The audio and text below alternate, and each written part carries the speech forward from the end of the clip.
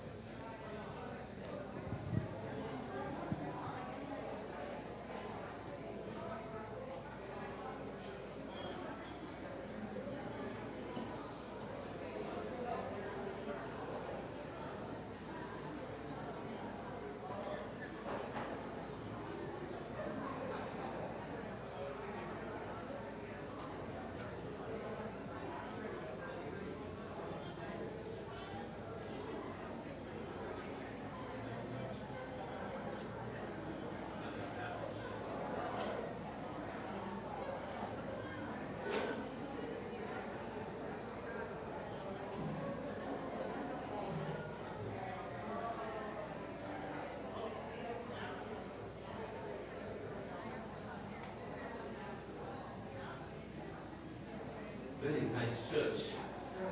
Love it. Feel cozy.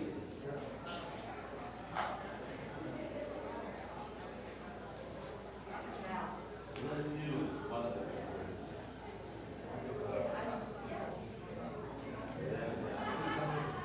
That's very beautiful name.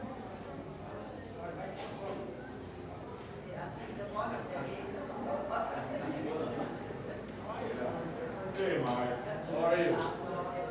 Good. Good to see you.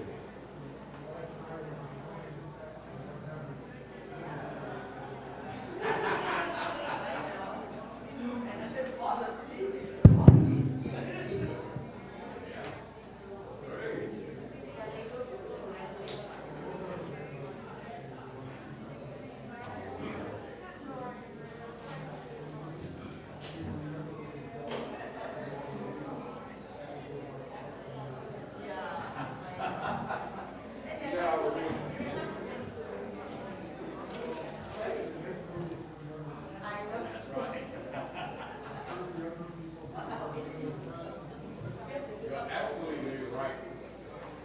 When there's a movie for folks like us, we will definitely do that movie.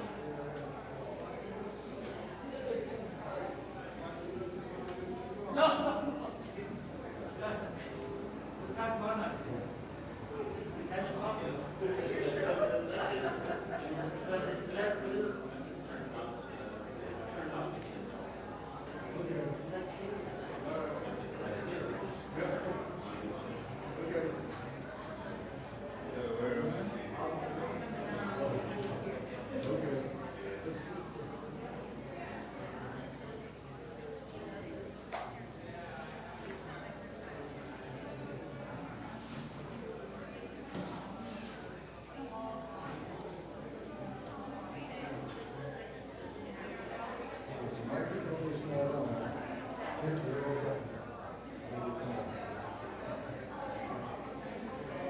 This one is on. This one is on the other side.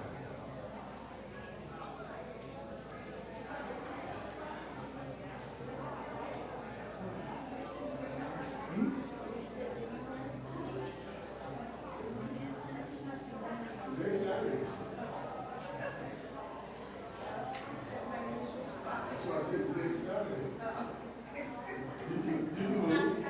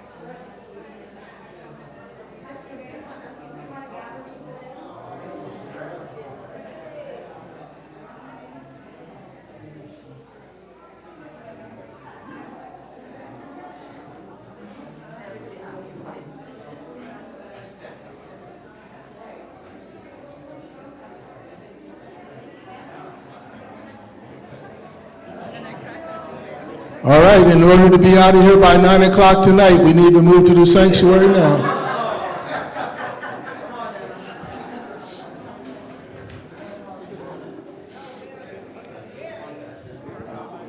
Mary?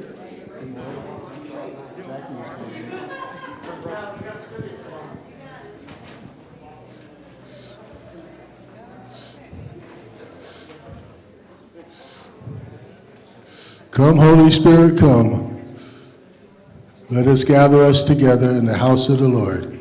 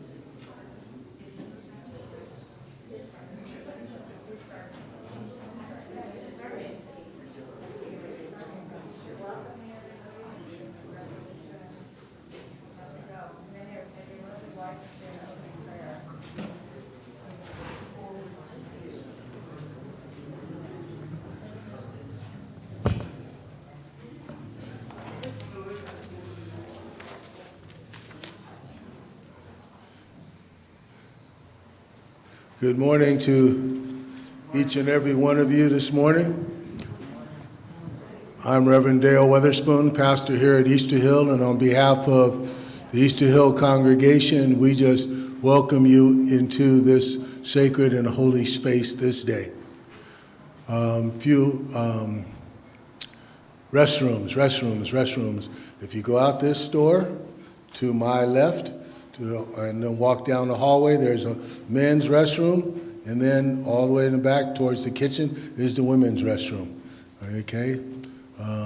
Feel free to get up and walk around or stretch as you need. Want you to be comfortable this day. This is a day that's been in the works for, some would say, many years, and for this particular event for a short period of time, but we've been meeting religiously and regularly and planning for this event, so we are so happy to see you. In my mind says we have folks from at least 8 different congregations, which reminds us that we are a connectional church. Amen? Amen. And beyond the connection, and this is being a live stream, so welcome to all those that are watching on live stream this day and will be joining in our small breakout groups via Zoom. The topic today is reparations. That's how they say on the airline. They tell you where you're going, just make sure you're in the right place.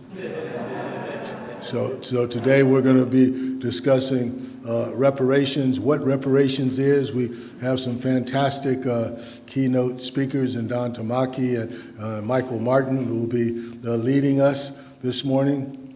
But I want to share with you from the United Methodist perspective on this topic of reparations. In our book of resolutions, our new 2020/2024 book of resolutions, on page 348 and continuing a couple of pages, resolution number 3335, titled Reparations. And that resolution has about 25 clauses in it, is whereas clauses, and I just want to read the first one. Excuse me.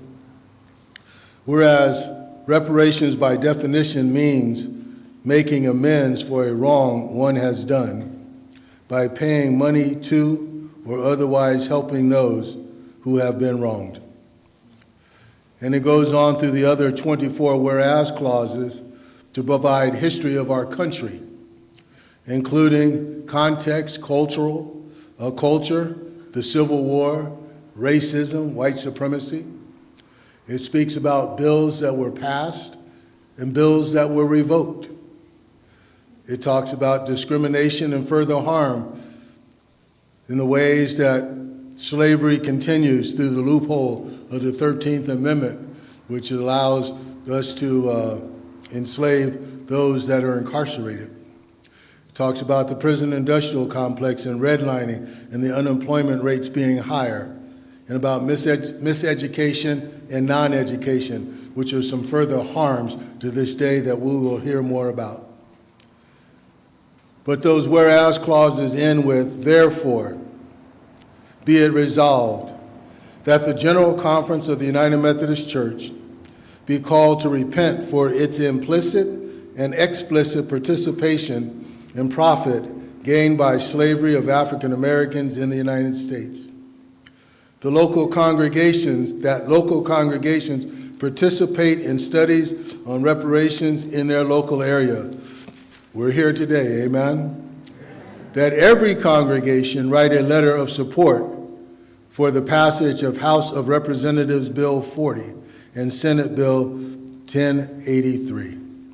And so our United Methodist Church has a stand and has spoken on the issue of reparations, and I commend the reading of it in the Book of Resolutions. If you don't have a Book of Resolutions, I'm sure your pastor has a copy sitting on their shelf. And they'll be more than willing to let you borrow it. They might even ask for some collateral so that they get it back. Amen. Amen. So now I want to turn it over to Dr. Debbie Weatherspoon to open us in prayer. Thank you, Dr. Dale Weatherspoon.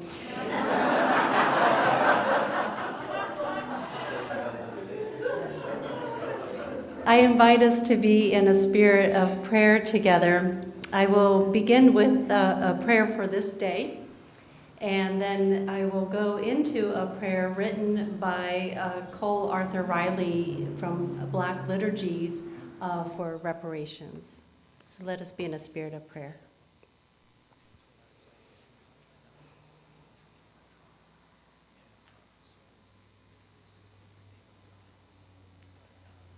O Holy One, we welcome you. You welcome us. You gather us in person and online, and perhaps even when we're viewing this after this moment. Whatever the moment is, it is now with you. Speak to our hearts.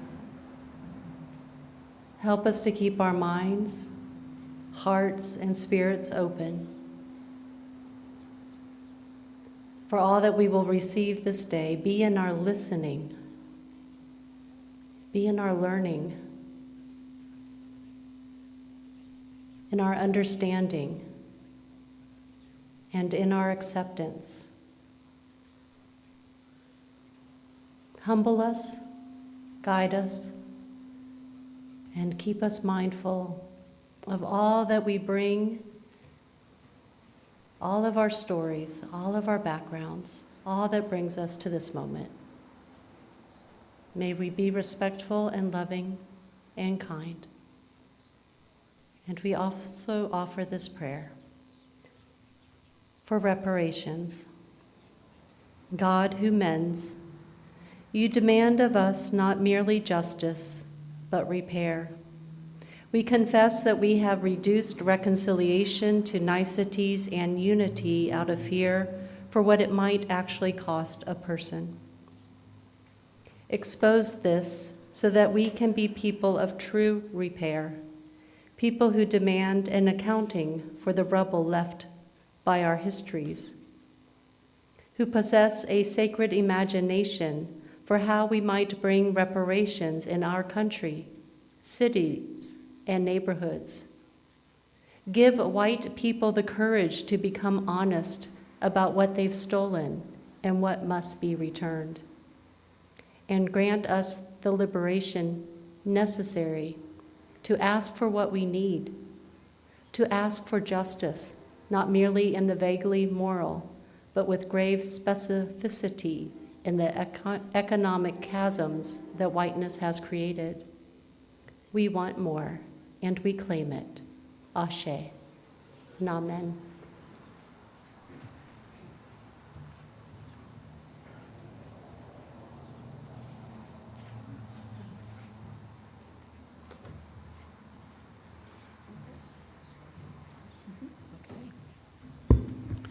Good morning, everyone. I'm Reverend Myrna Bernadelle Huey, and it was my honor to be the pastor of Buena Vista United Methodist Church, getting some feedback, from July 1, 2020 until June 30th of 2024 when I retired last year. I learned a lot in this cross-cultural, cross-racial appointment. And one of the things that I learned was a part of the Japanese American tradition are spring festivals. And within Christian churches, Buddhist congregations in the Bay Area, and the Japanese American churches have spring festivals. And people are mindful of whose weekend it is and whose weekend it isn't, and they support each other. It's very mutual in support. Buena Vista's was the first Sunday of May. Like I said, I started July 1 of 2020, in the midst of the pandemic. And so in 2023, Buena Vista had its first bazaar since the pandemic time.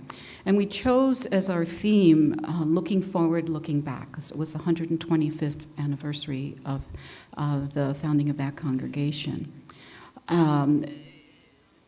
The Japanese American community, I suppose that's the first group historically in this country to have argued for and received reparations. So it seemed very fitting to look back at the history of Buena Vista and to look forward and what is before us. And there's always a theme and always has kind of an edge of justice fitting that congregation. So we had that as the theme, and Mr. Don Tamaki, who is going to be one of the speakers today, was our main speaker for that event. And we promised that we would follow up by having other opportunities for study. Sometime so it was 2023, and later that year, I received in my email a curriculum from the Interfaith Movement for Human Integrity, the Southern California chapter, looking at inviting people to do a study in Lent on reparations. We tried that, formed a little group internally, myself, Lynette Lee, who is somewhere around here, Mike Friedrich, Reverend Hubert Ivory, Reverend Angela Brown. We came together and started to look at the possibility of doing a study in Lent. But folks were just starting to get together. It didn't quite come together. It didn't quite come together in terms of the numbers. So in last year at annual conference, you'll hear about the work that Epworth had itself done internally, and for an amendment to have the annual conference go on record as supporting the call for reparations for African Americans. And so I approached them to add an amendment to encourage people to study, and we had a study in the fall of last year in Alameda. It was conference-wide, but the numbers were kind of small. And then from that flowed the work for today, looking at who has done work, who is doing work, where is the interest. Epworth, Easter Hill, and Buena Vista then have come together to continue that work and encourage support for this good work that is happening already around us. So I'm going to turn it over to, I think I have covered it all. Turn it over now to Mary Bunt. Thanks, Martha. Hi, I'm Mary Bunt. I'm a member of Epworth, and I co-lead Epworth's Reparations Action Group with Kim Haraka behind me. I want to tell you about how, add on to Pastor Myrna's story of how this event came to be and what we hope to accomplish this morning. But as a preface, my story is that I'm here today as a product of the United Methodist Connection. I'm a pastor's kid. Some of my formative memories were United Methodist Women School for Christian Mission, tagging along with my mom in those early years, and then following her to her seminary campus in Evanston and seeing beyond beyond our local church in Frankfort, Illinois. I am a strong, not only am I a product of the Connection, I'm a strong believer in the United Methodist Connection. For those not steeped in our United Methodist polity, connectionalism is one of the values and hallmarks of the Wesleyan movement and our denomination. And at its core is an understanding that when we come together to do ministry and to work for justice, we can do so much more than any individual or congregation could do on its own. We see our connection play out in many ways, particularly through our appointed system of receiving pastors, and our conference level has appointed to the congregations represented today some of the best and brightest clergy to our pulpits. The seeds for this event, as Pastor Myrna alluded, were planted in that summer of 2023. The Epworth's Reparations Study Group had completed that Interfaith Movement for Human Integrity's Reparations Toolkit, and we were pivoting from study to action. We had examined the history and legacy of exclusionary zoning policies and discriminatory lending practices right in our very neighborhood in Berkeley. And we engaged in holy conversations in our congregation with the question of what is ours to do. And Kim will talk more about that in a moment. One of the follow-up items was to bring that resolution to the annual conference session. And when Myrna texted me about a friendly amendment to promote the another reparations study, it was more than friendly. It was embraced and successful. And throughout this time, members of Epworth and Easter Hill have been coming together in Just Faith programs, deepening into relationships, also participating in the Y'all Come joint choir workshops and other events as well. From these three congregations and our relationships, here we are today. This is our connectionalism in action. Welcome. Our hope is threefold. First, we intend to build authentic relationships across our diverse congregations. We're creating intentional spaces to connect personally, to learn from our history, and to deepen connections that we hope will extend well beyond this one-day forum. Second, our focus is on education, both educating ourselves about the California Reparations Task Force final report, as well as gaining a clearer picture of how meaningful repair involves policy change, not just financial compensation. And finally, we want everyone to leave with specific resources or next steps, whether that's through a personal commitment to continued learning, commitment to congregation-level advocacy, or connecting to broader United Methodist and ecumenical efforts around racial justice. And now my co-facilitator, Kim, is going to share one example of our next step towards meaningful repair. Thanks. Thank you, Pastor Myrna. Thank you, Mary. I'm here to tell you the story of how a reparations project came to fruition at Epworth. And the evolution of my white consciousness really accelerated after the murder of George Floyd. And I started attending a truth and racial reckoning group that we started at Epworth.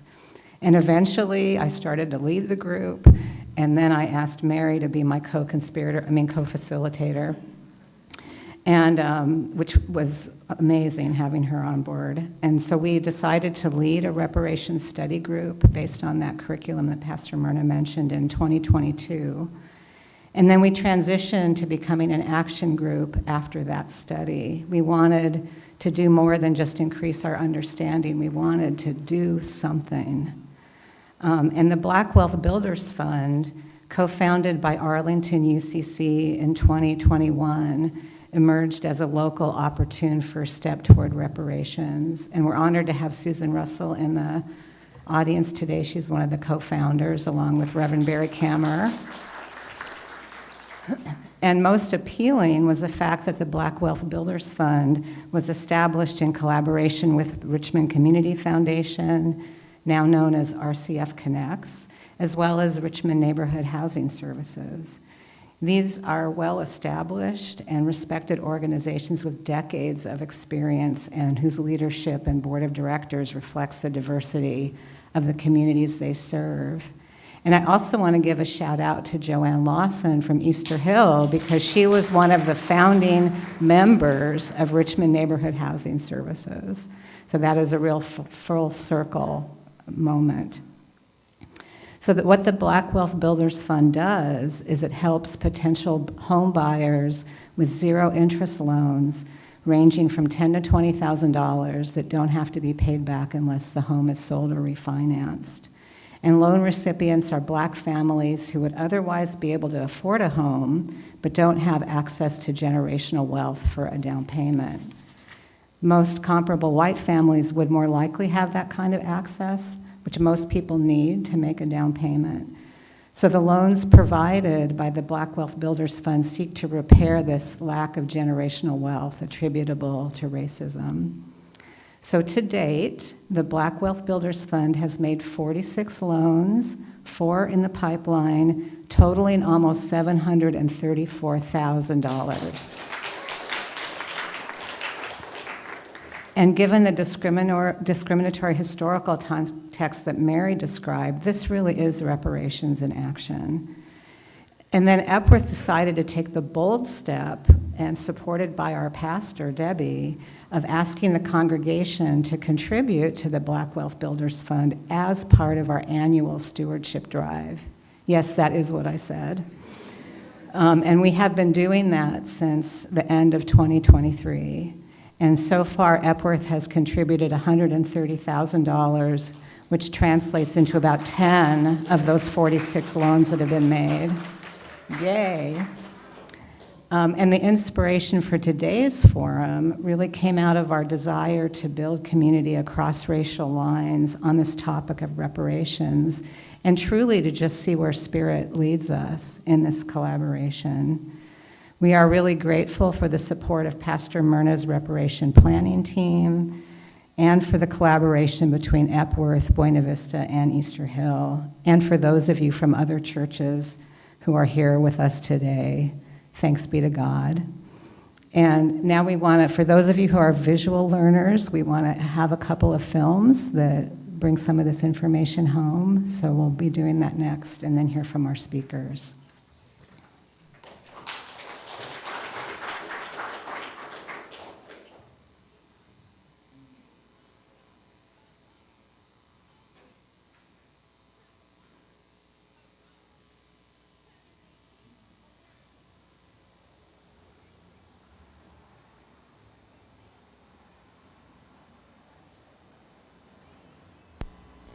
You guys have any questions before we move on? Anything you want to chat about? No, we good? Yes, sir? Do you think that like reparations should just go to like one like group, or like should it target like people that are in the same kind of like socioeconomic like group? Because That's an interesting question. What do you mean by that? well, like there are like white people that have like been disenfranchised like recently, like recently is the key. Recently is the key. Well, the country like deindustrialized, right? So like a lot of people in like manufacturing jobs and stuff, like Right. barriers were affected. But so to your question, I think you have to understand what the word reparations means first. So reparations, you are repairing something that you have broken. You are paying for something that you were supposed to pay for. I'm not saying that there aren't people living in America today who are suffering and are going through pain and strife because of what's happening when it comes to the machines taking jobs, factories becoming industrialized, etc. But reparations is a specific conversation about a specific time in America, and that is black people were slaves. You know what I mean? I've even heard people say like, oh, but there were some of the Irish who were indentured. Like, yeah, slavery. Look at the numbers, look at the time, look at the level of work. You could not work toward your freedom. For most black people in America, this was a time when you lived and died as a slave. And so that's what reparations is about. And so I hear what you're saying, but I think that's a completely separate conversation that needs to be had about the now. Because if you are not careful, what you then do is you combine everybody's suffering into the same bowl, and you make it seem like all injustices have the same weighting, and they don't. Just like crimes, you know, theft isn't the same as murder. We don't try them the same way. And as much as there is a white person who's suffering today, I feel for anybody who's suffering, because I know what it's like to be poor. I know what it's like to suffer. I didn't come from a wealthy family. We struggled when I was growing up, but I also understand that there are levels of that suffering. You know, and so sometimes white people, it does block a white person, because you go white privilege, and a person goes, I'm poor and I'm white. Where's the privilege? You know, white people are like, I wish I could activate my white privilege. I wish I could do it right now. White privilege, give me something. I get that. I get that. Trust me, I get it. It is hard to accept that you have benefits because of the color of your skin if you cannot see the benefits that you have. But the thing I try to explain to a person is, think of it more like golf. Don't think of it as privilege, then think of it like a handicap. Right? In golf, they acknowledge that you are in a position where you need so many advantages to be competitive in the game. Right? So what they say is you have a handicap of 15, so that means like you're going to be hitting from this tee and you get more chances to get the ball in, because we understand the position you're in. And if you're a black person in America, from slavery, from day one, the number of injustices that have held black people back in America amount to an insurmountable, like you look at black people's freedom, you look at black people's land, just land alone. The amount of wealth you can acquire over time if you own land is exponential, because you have the land, you have the fact that you can borrow based on the land, you have the fact that you can use the money that you have borrowed to grow more wealth, you can use it to grow your family's wealth. Just taking that away from black people alone is crippling them. And so you combine that with slavery, and then you look at Jim Crow laws. You didn't let black people in America live in the areas that they wanted to live in. They couldn't get loans from the banks that they wanted to get loans from. And then on top of that, when they started getting the loans from American banks were found to be giving them higher interest rates, when in fact they were the same risk as many of the other races that they were giving loans to. So when you combine all of those things, I think it's safe to say that black Americans have a conversation that they need to be having with the United States. Doesn't involve me, doesn't involve white people, it's like, yo, American government, meet the black people. That's it. Have that conversation.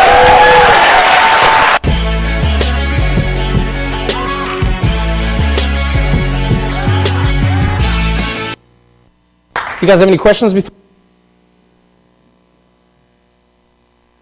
The months following the Civil War and the start of Reconstruction offered African Americans in the South hope for equality. It also offered the possibility of owning land. Within months, African Americans would be betrayed by a harsh reality. You probably heard the phrase 40 acres and a mule. Here's what happened. In January 1865, a meeting in Savannah, Georgia, between Union military leader General William Tecumseh Sherman and a group of 20 black ministers resulted in a plan to redistribute confiscated and abandoned Confederate land from South Carolina to Florida. They called the land Sherman's Reserve. Newly freed slaves would be allocated 40 acres of land along with a mule. The phrase, which became well known even then, spread quickly. The plan had the potential to revolutionize race relations in the South and the economic future of the African American community. The significance about formerly enslaved being given the land that they had actually worked was that they would be able to generate wealth as well as create wealth generationally. By the summer of 1865, thousands of black families had settled on portions of the Sherman Reserve and were excited to plot their futures. But later that year, as part of his Reconstruction plan, actually intended to appease the former Confederacy, President Andrew Johnson abruptly canceled the order, giving the land back to its previous owners. The United States had the opportunity to make it possible for the formerly enslaved people to be economically independent, and the country failed to do it. That initial meeting more than 100 years ago between General Sherman and Savannah's leading black ministers was historic. At least for a brief moment in history, the opinion of black leaders had led directly to a radical public policy initiative. Remarkably, over a century and a half later, on June 19, 2019, the House of Representatives held a hearing on H.R. 40, a bill named in honor of the famous phrase, 40 acres and a mule. The bill would establish a commission to study the concept of reparations for slavery and Jim Crow segregation, including the merits of a formal apology by the United States government.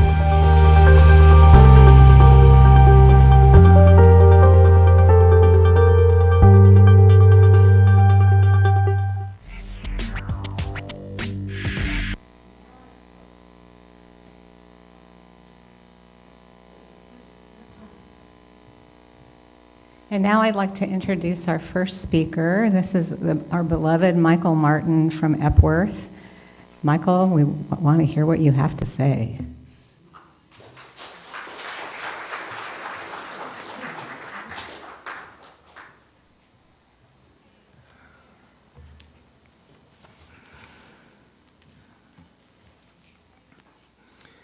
Thank you and good morning. Assembly Bill 3121, the task force to study and develop reparation proposals for African Americans, with a special consideration for African Americans who are descendants of persons enslaved in the United States. Let's just, for the sake of easy discussion, call it the task force. If ever the title of the bill reflected the intense political discussion that preceded it, this is it. Indeed, it is the recently released, well, it's not so recent now, but the task force was consisted of 5 members appointed by the governor, 2 appointed by the president pro tem of the state senate, and 2 by the speaker of the assembly. And throughout the next year, it reviewed testimony regarding, among a myriad other things, segregation, redlining, voter restrictions. And on June 29th, 2023, it released its final report. And it's that report's recommendations that we're discussing today. And for the sake of the discussion, the report kind of divides, as you will see, into the past, the present, and the future. The past, the concept, should there be reparations at all? How bad was slavery really? Should the white people of the present have to pay for the evils and wrongdoings inflicted by white people in the past? The present involved, as I mentioned before, who is going, what form of reparations will they take? Who's paying? Who's receiving? And finally, the future involves changes in policy, a commitment to a future free of racism, to avoid the accumulation of even more unsecured debt. Now, there's nothing new about the concept of reparations. Since World War II, Germany has attempted to make whole the Jews who suffered in the Holocaust. Hitler was a great admirer of the Jim Crow system. He was in awe of how we could have something like that and pass ourselves off as a paragon of liberty, and was fascinated by it. The U.S. federal government has attempted to make whole the survivors of the Japanese citizens it imprisoned in concentration camps during the conflict. As Representative Smaki will illustrate, that's something that could not have taken place without the concept of enslavement. South Africa's Truth and Reconciliation Commission comes to light. And didn't I see somewhere where we're receiving Boer farmers as giving amnesty to Boer farmers who benefited from decades of apartheid? Anyway, the task force was guided in its task by internationally agreed upon 5 basic elements of reparations: restitution, compensation, rehabilitation, satisfaction, and non-repetition.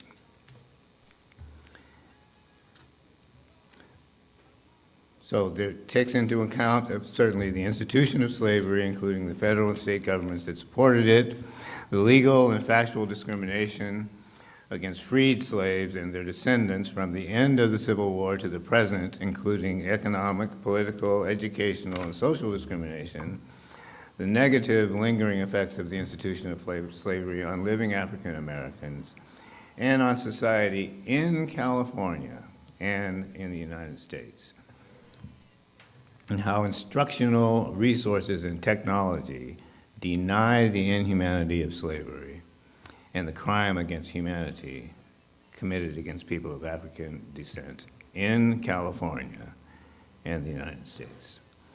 The role of Northern complicity in the Southern institution of slavery, and the direct benefits to societal institutions, public and private, including higher education, religious, and associational institutions.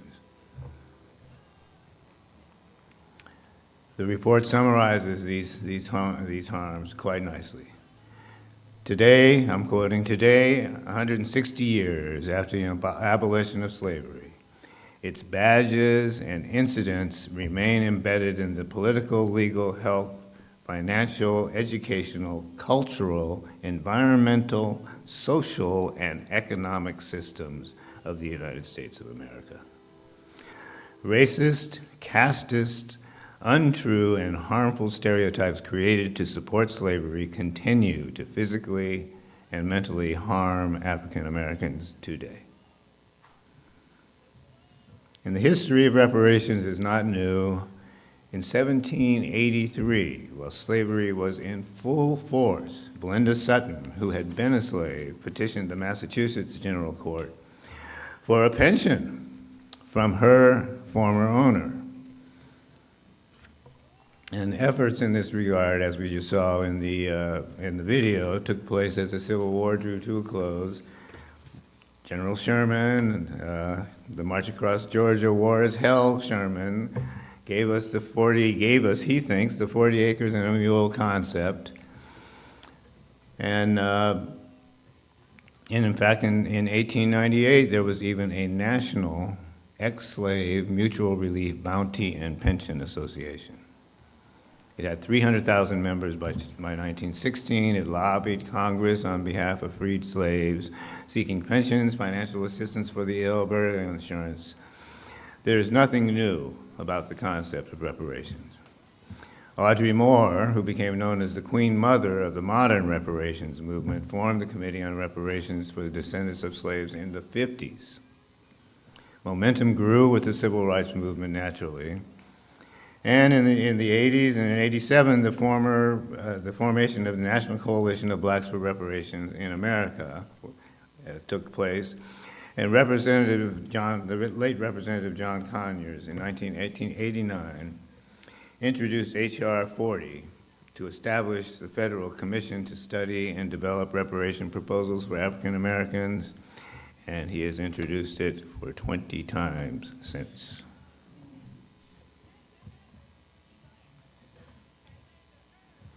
The task force report delved deeply into the immensity of slavery, concluding, among other things, that America's wealth was built by the forced labor of trafficked African peoples and their descendants who were bought and sold as commodities.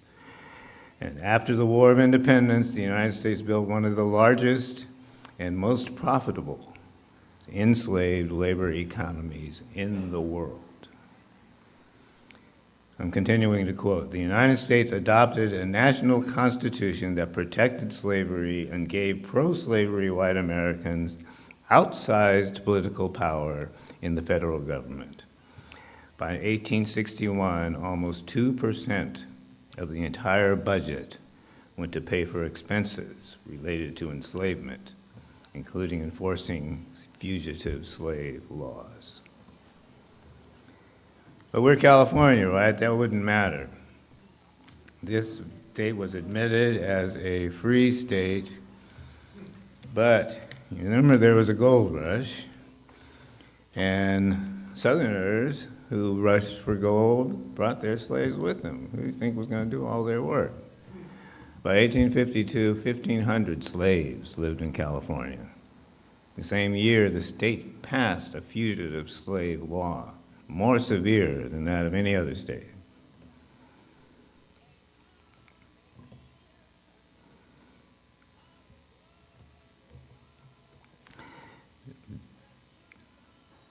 The state continued, passed many other voter suppression laws that were used in post-Reconstruction, Jim Crow South. Here we had poll taxes and literacy tests. Redlining was and is rampant in the state. There are zoning ordinances to this very day that effectively restricted black housing and home ownership permanently. Berkeley had the first single-family zoning element, zoning in the nation. Liberal Berkeley. Discriminatory lending policies, and throughout the state, towns with sundown laws. Black people were allowed in town when there was work to be done, but they better be out of town by the time the sun goes down. Inequities in labor union participation, educational opportunities, and the criminal justice system are well documented in the report. And of course, the Supreme Court with its famed separate but equal doctrine. But let me not get bogged down in the details. I laid the historical groundwork, the societal framework out of which the task force grew, out of which the notion of reparations has grown. And with that, I will pass the floor on to my esteemed co-colleague, Don Tomac.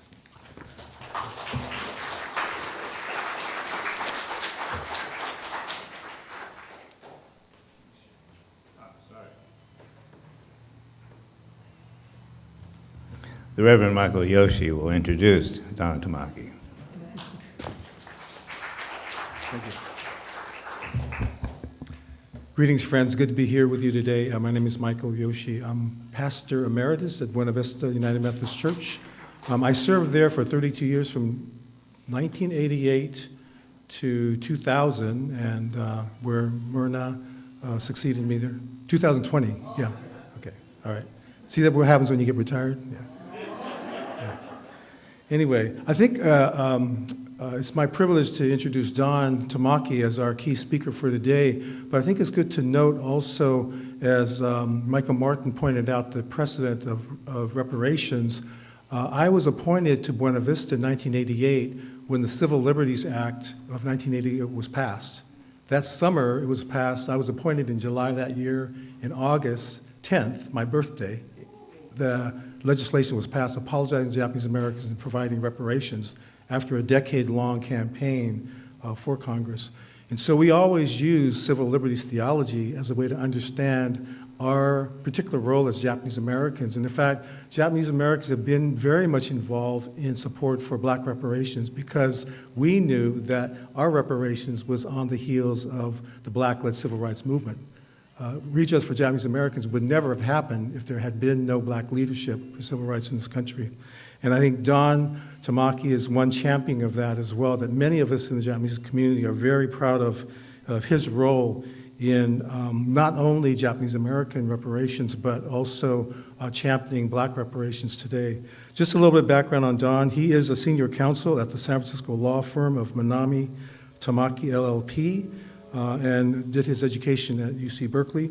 In the 1980s, Don was a member of the pro bono legal team that reopened the landmark 1944 Supreme Court case of Fred Korematsu, overturning Mr. Korematsu's criminal conviction for defying the incarceration of 125,000 Japanese Americans. And that Supreme Court case was very influential in helping to also amplify the redress movement that was going on in that same decade. In 2021, he was appointed by California Governor Gavin Newsom to serve on the 9-member California Reparation Task Force that Michael has shared the background on with us today, and that produced the groundbreaking final report that we all have access to now, documenting the cumulative impact of 246 years of enslavement, another 100 years of Jim Crow oppression, decades more of segregation, and to recommend to the legislature what California should do to address the resulting compounding and cascading harms. Don is now part of the leadership team of the Alliance for Reparations, Reconciliation, and Truth, a multiracial statewide coalition working to promote public awareness of the harms wrought by racial subjugation and to transform the task force 115 recommendations into legislation. We are privileged to have Don with us today. Please welcome him.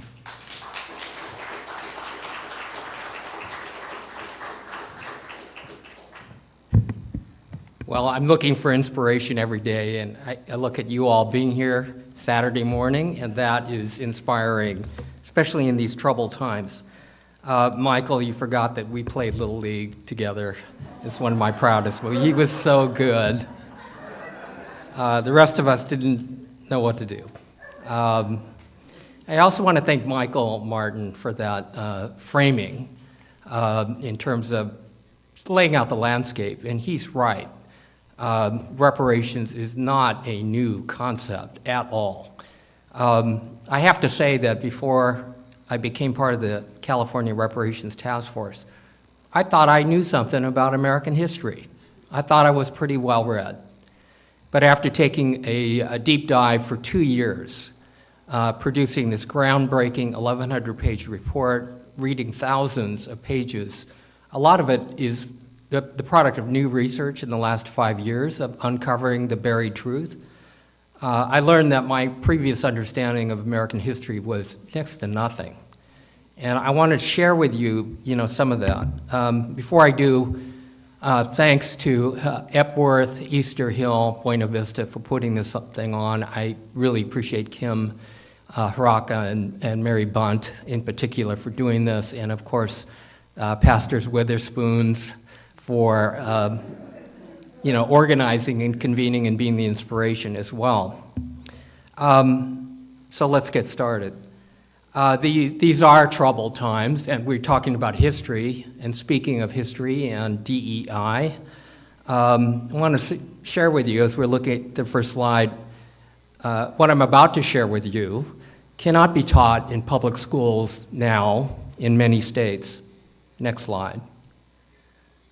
Of all the subjects taught in America's public schools, few have become as contentious as American history.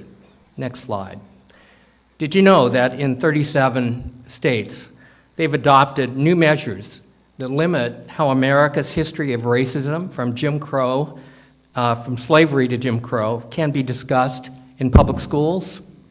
Since January of 2021, states have introduced at least 137 bills limiting what teachers can teach about race, about history, about politics, sexual orientation, and gender identity. Of course, you've heard of critical race theory. Simply put, this is a fancy term that says that racism is not merely one person's prejudice or bias against another, but racism embedded in American institutions, in our laws, in our policies and practices, the systems that run American society, and that over time have resulted in huge racial inequity. Next slide. In response, in 2021, the Florida Board of Education banned so-called critical race theory. After that, Governor Ron DeSantis signed the Stop Woke Act in April of 2022 to restrict race discussions in Florida, including history that might make students feel, quote, guilt, anguish, or other forms of psychological distress because of historical racism. He declared, "We're not going to tell a kindergartner that they're an oppressor based on their race and what might have happened 100 or 200 years ago. And we're not going to tell other kids that they're oppressed because of race. Next slide. So what can be taught in Florida about race? This is a famous painting by Norman Rockwell depicting Ruby Bridges in the 1960s, first day of school, being escorted by federal marshals to protect her from being attacked by an angry white mob just for daring to attend public school. Norman Rockwell didn't make this up. This happened. Next slide. But because Florida law would restrict teaching of Jim Crow segregation, a cartoonist did a takeoff on the Rockwell painting depicting Ruby Bridges, but this time holding a history book, Black History, being stopped by DeSantis wearing a Stop Woke armband. Next slide. But just to be clear, today I'm not going to tell anyone that they're an oppressor or that they're oppressed. I'm not here to make anyone feel bad. I'm just here to share with you some unsugar-coated history, much of which Michael covered. Of course, no one wants to talk about such topics as slavery or putting Japanese Americans into concentration camps, but if we don't, how can we ever get better as a nation?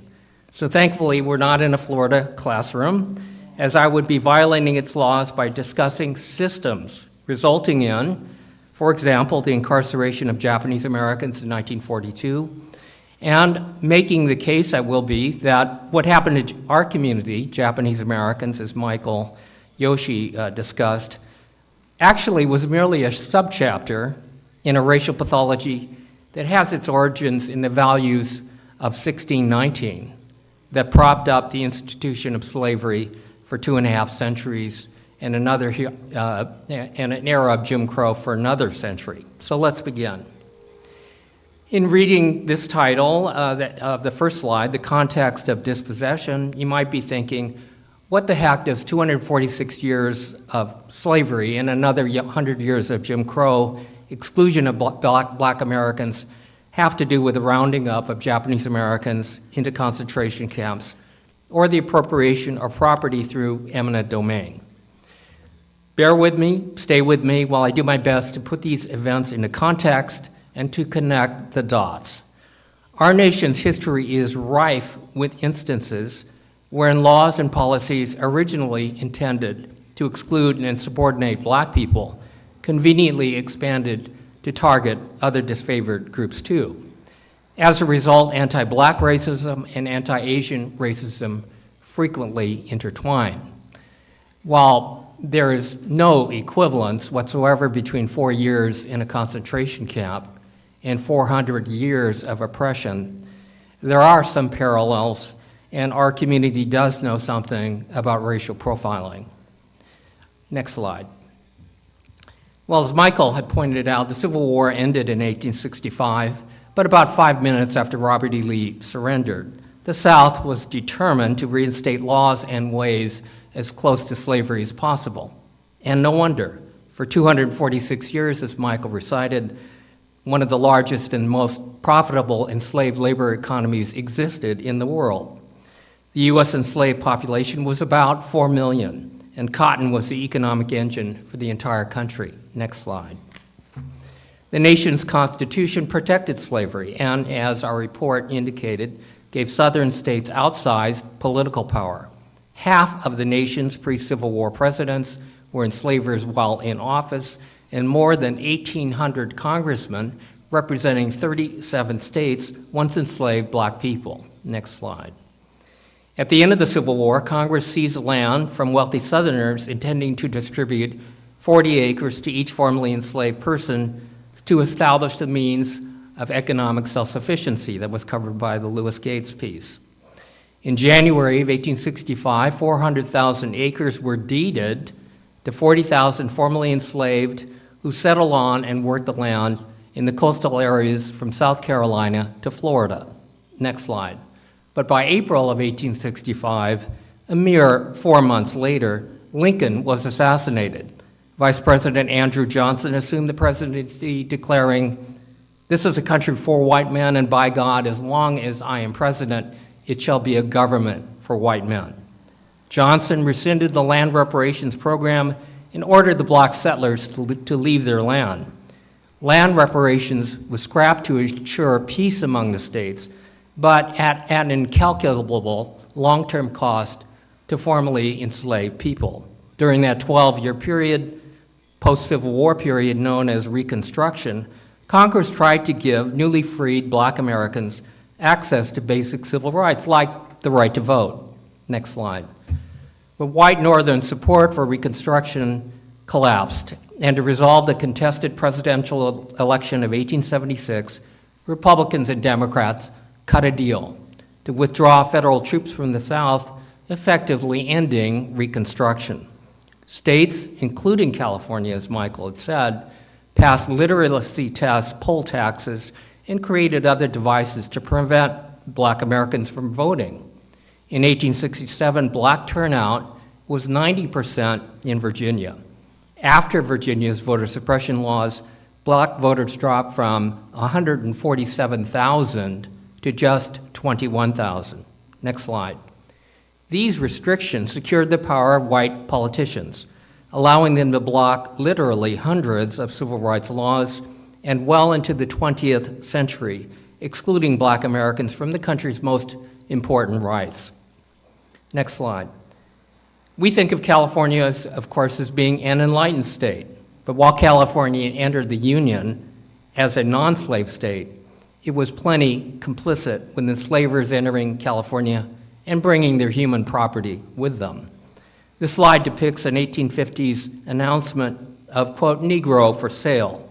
On Saturday, June 26th, I will sell at public auction a Negro man. Historians estimate that there were upwards of 1,500 enslaved people brought into California during the gold rush of 1849.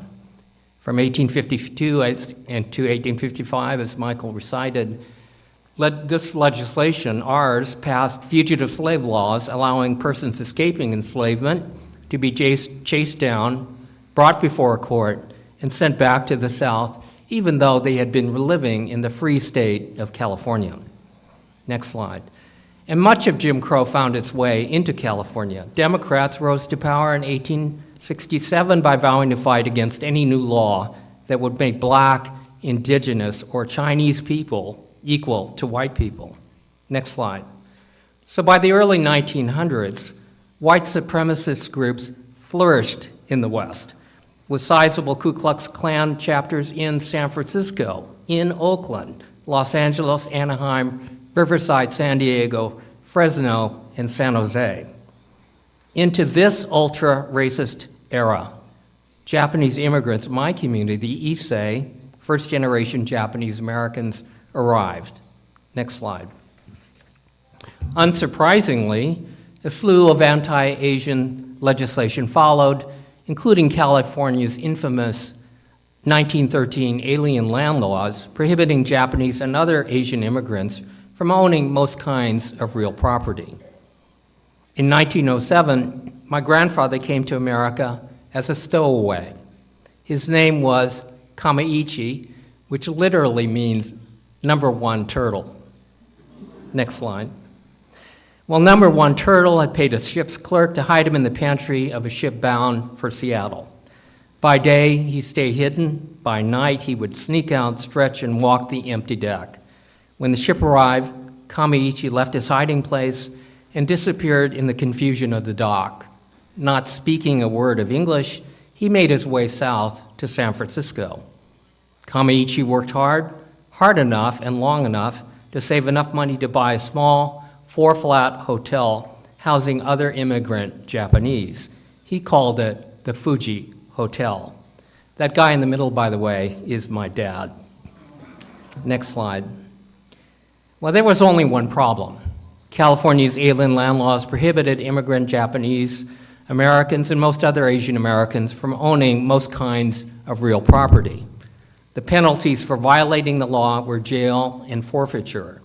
In order to get around the law, Kamaichi hired a white lawyer, Guy Calden, to buy the property in Calden's name and hold it in trust for Kamaichi's firstborn child on American soil, my father, who, thanks to Wang Kim-ark, a Chinese American, had birthright citizenship as guaranteed by the 14th Amendment of our Constitution and affirmed in the Supreme Court case of U.S. versus Wong Kim Ark in 1898.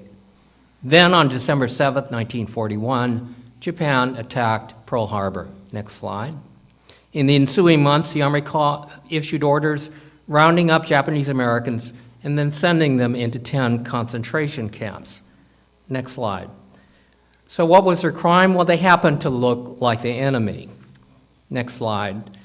General John L. DeWitt concluded that their race made Japanese Americans inherently disloyal. DeWitt wrote, quote, "The Japanese race is an enemy race. The very fact that no sabotage has taken place to date is a disturbing and confirming indication that such action will be taken." Really? The very fact that you've never committed a crime is, quote, "a disturbing and confirming indication that you will commit a crime." Well, how's that for a conspiracy theory? That, in essence, is the very essence of racial profiling. Kamaichi had died a few years before the removal of Japanese Americans, so the burden fell on my father to figure out how to preserve the Fuji Hotel. In the days before the roundup commenced, he hired Morris and Claire Raglands, a kindly black couple who were tenants at the hotel, to be caretakers. They dutifully collected the rents, made sure the monthly mortgage was paid, and maintained the hotel. At the time, my father was about to graduate from the University of California at Berkeley. But because he had been taken away, Berkeley scrolled up his diploma in a tube and mailed it to him. Next slide. As you look at this slide, the remarkable thing about it is not the diploma. The remarkable thing about the photo is the address on the mailing tube. It says Tan Foran Assembly Center, Apartment Barrack 80, Apartment 5. Well, Tan Foran Assembly Center, Barrack 80, Apartment 5 was no apartment. It was a horse stall. The government had surrounded Tan Foran Racetrack in San Bruno, just south of San Francisco. By the way, that's a shopping center now and a BART station. But at the time, it was a racetrack. Surrounded it with barbed wire and machine gun towers, and forced about 8,000 Bay Area Japanese Americans out of their homes, while 10 more permanent American-style concentration camps were being built. Metaphorically speaking, for my father, the diploma was the promise of America. But the mailing tube encircling and constraining that promise, addressed to a horse stall reeking of manure, was his reality. I keep this memento because it reminds me of how far we've come. By the summer of 1942, my father and almost 125,000 other Americans of Japanese ancestry were incarcerated in 10 concentration camps built in desolate areas surrounded by barbed wire and machine gun towers stretching from California to Arkansas. Next slide. Most lost their businesses. Maybe you can hit the next one. Thank you, Zach. Most lost their businesses, their properties, and for some, even their lives, all without charges, without trial, and for no offense. The next group of photos are just to give you a little bit of sense of what a mass removal looks like. Next slide. Here's a photograph of a grocery store in Oakland, Wanto Grocery, of a grocery store owner forced out of their business, forced to abandon it. Before he leaves, he has a huge sign in mute protest, "I am an American." Next slide. These are Japanese Americans being marched across a bridge off Bainbridge Island in Washington to be put on trains bound for concentration camps. Next slide. Japanese Americans awaiting transport to concentration camps under the watchful eye of soldiers. Next slide. Japanese Americans struggling to get their belongings onto the train. They could only take what they could carry. Japanese girl, next slide, Japanese girl eating an apple and waiting transport to camp. Next slide. Iconic photograph of Manzanar Camp near Death Valley. Next slide. Inside the barracks of one of the camps, elderly Japanese-American couple. Next slide. Soldier standing guard over the camp. But Fred Korematsu, born in California, Oakland, California, a loyal American citizen, never been to Japan, hardly spoke Japanese, defied the orders. Next slide. He was jailed and within weeks was tried and convicted. He appealed. In defending against Korematsu's appeal, the Army claimed that Japanese Americans were spying. But because not a single Japanese American was ever even charged with espionage, let alone tried and convicted for the entire duration of the war, the burden fell on General DeWitt to issue a final report to justify putting these Americans into concentration camps. So he claimed that somehow by radio signals and mirrors, the burning of residue of their crops by farmers to point the way for enemy planes flying overhead, and so on, Japanese Americans were spying. There was only one thing wrong. It was only one problem. It was entirely made up, and the government knew it at the time. Korematsu was tried and convicted not of espionage, but for the crime of being Japanese American. 2 years later, in 1944, his case landed before the U.S. Supreme Court. Next slide. Here, the government repeated DeWitt's claims that Japanese Americans were spying. But instead of asking for evidence and proof of that, the court took the government's word for it.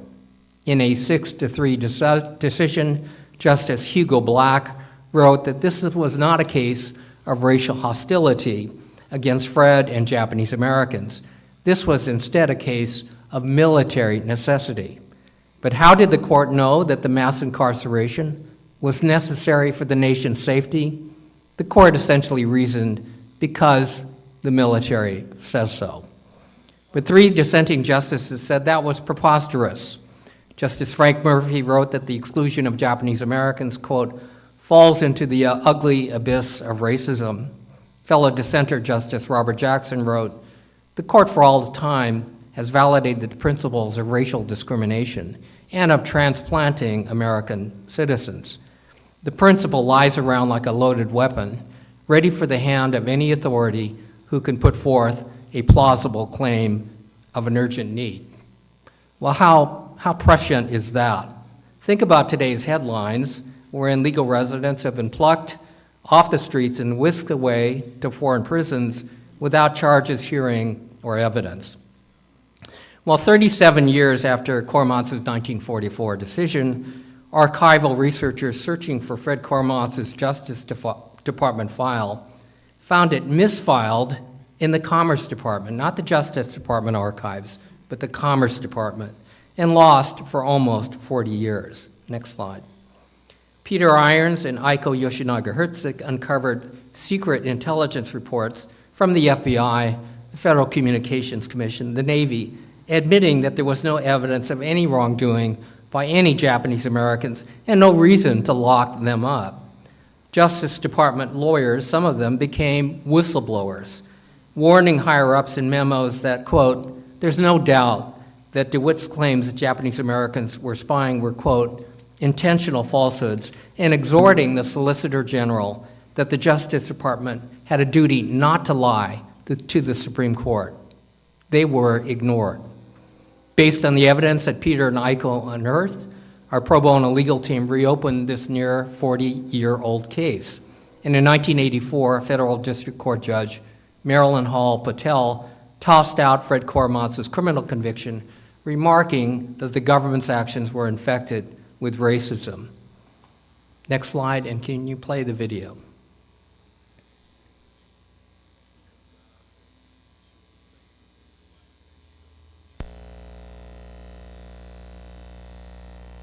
In the San Francisco federal court, an echo from World War II. It's a sad chapter, the internment of Japanese Americans. At issue today is whether the U.S. government lied about why those Japanese Americans were put in camps.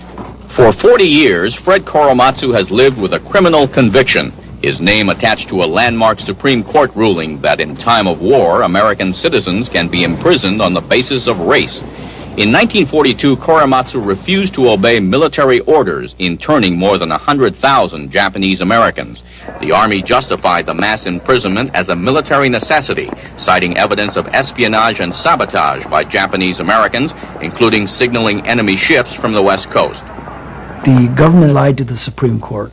They were telling lies about the danger of Japanese Americans, both about instances of espionage and sabotage, and had altered evidence to win these cases at all costs. So fraud was committed on the Supreme Court in the original decisions of Korematsu, Hirabayashi, and Yasui, which upheld the government incarceration and exclusion of Japanese Americans. Internal documents now reveal that at the time, FBI Director J. Edgar Hoover wrote, "In no case has there been illicit signaling from shore to ship." Even J. Edgar Hoover, no fan of civil rights, said, you know, I have files on all the dangerous people. He had files on everyone, of course. And his conclusion was that we know who the dangerous ones are, and there's not very many of them, and we could take care of them.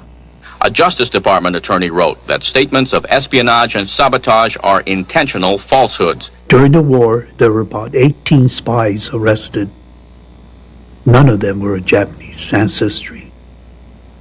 The Enemy Alien Control Division said it is highly unfair to this racial minority that these lies go uncorrected.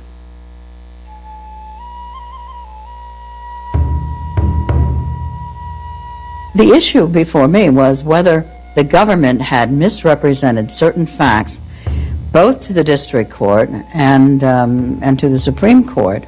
I had to do some real deep thinking in order to reopen this case again, and I am very happy that I did, because this is not only for just the Japanese American citizens, but it's for all American citizens. So this is an example of, I guess, critical race theory, of racism so deeply embedded in a system that even the willingness of highly educated people, lawyers in very top positions, willingness to lie to the U.S. Supreme Court in order to manipulate the outcome of that landmark decision. So getting back to the narrative, so after the concentration camps closed in 1945, Tamaki family members returned to San Francisco and lived at the Fuji Hotel until 1966. Throughout American history and across the country, white government officials labeled communities occupied by people of color as blighted, regardless of what the neighborhood was actually like. This allowed officials to demolish so-called slums to make way for commercial development, upscale residents, parks, stadiums, universities, hospitals, freeways, and corporate headquarters. Never mind that racist government policy segregating such neighborhoods and depriving them of resources had caused the blight to occur in the first place. The federal government funded this strategy with the 1934 Housing Act, and then again comprehensively with the 1949 Revised Housing Act, which provided $13.5 billion for slum clearance and urban redevelopment between 1953 and 1986. At the height of urban renewal in 1967, the government had destroyed 404,000 housing units, but only had built 41,000 as replacements. One study found in 2007 found that between 1949 and 1973, there were 2,532 eminent domain projects in 992 cities, resulting in 1 million people being displaced, 2/3 of whom were black. Next slide. San Francisco declared the Western Addition was blighted and in 1956 began tearing down the Fillmore. Next slide. The plan was one of the largest projects of urban renewal on the West Coast. San Francisco closed 883 black businesses, displaced 4,729 households, destroyed 2,500 Victorian homes, and damaged the lives of nearly 20,000 people. I hasten to say that many of the homeowners were never to become homeowners again, depriving them and their families of generational wealth. Famed writer and civil rights activist James Baldwin called urban renewal Negro removal. 10 years after the city targeted San Francisco's black community for removal, it likewise put Japanese Americans in the crosshairs, condemning and razing Japantown. Next slide. Reducing Japantown from 44 blocks to 4. Among the properties that the city demolished was the Fuji Hotel that my father worked so hard to preserve. Next slide. As was the case with all of the property owners in the Fillmore and in Japantown, the city paid the Tamaki family pennies on the dollar. The precedent for the dispossession of Japanese Americans had been established long before we arrived on these shores. After all, if there was nothing wrong with the dispossession and the exclusion of black Americans, reducing them to, as Michael said, commodities, and there's nothing wrong with the extermination of indigenous people, why should anyone view what happened to Japanese Americans as being remotely inappropriate or wrong? Next slide. Indeed, during much of the 20th century, federal, state, and local officials working with private individuals actively segregated America. Next slide. When you compare the redlining maps of the 1930s to the 1970s, this is a map of Oakland, redlining, created by lenders to exclude black Americans from accessing cheap, federally insured loans, and you compare those against today's pre-gentrification maps of the most ultra-segregated, the most impoverished, the most underserved, the most polluted neighborhoods, they align exactly. The discrimination of the not-so-distant past created our present. Next slide. The Federal Housing Administration helped millions of mostly white families buy houses, creating America's middle class, while refusing the same opportunity to black Americans. Between 1932 and 1962, the federal government had issued $120 billion in home loans. 98% of those loans went to white families, just one of a number of huge transfers of wealth to white Americans. Next slide. California was a leader in racial exclusionary policies. By 1940, did you know, 80% of the homes in Los Angeles contained racially restrictive deed covenants barring black families. And when black families moved into white neighborhoods, resistance followed. This 1952 photo depicts LA neighbors William Duncan and Roger Bailey amidst the rubble of Bailey's bombed-out living room. Duncan's home was also bombed. Next slide. City officials zoned black neighborhoods as commercial or industrial, regardless of their residential character. This is something that Richmond knows quite well, thereby enabling polluting industries to locate there, lowering black American property values while enhancing the value of white neighborhoods. Next slide. The construction of freeways, of subways, of polluting industries, commercial and residential developments and parks, all of which vastly increased the productivity and wealth for entire regions, but were often routed through minority neighborhoods, destroying homes and businesses. This is Freeway 980, and right in the middle of the freeway used to be my church, Japanese American West 10th Methodist Church, condemned to eminent domain to make way for the freeway. Next slide. Well, if you only remember one slide from this presentation, let it be this one.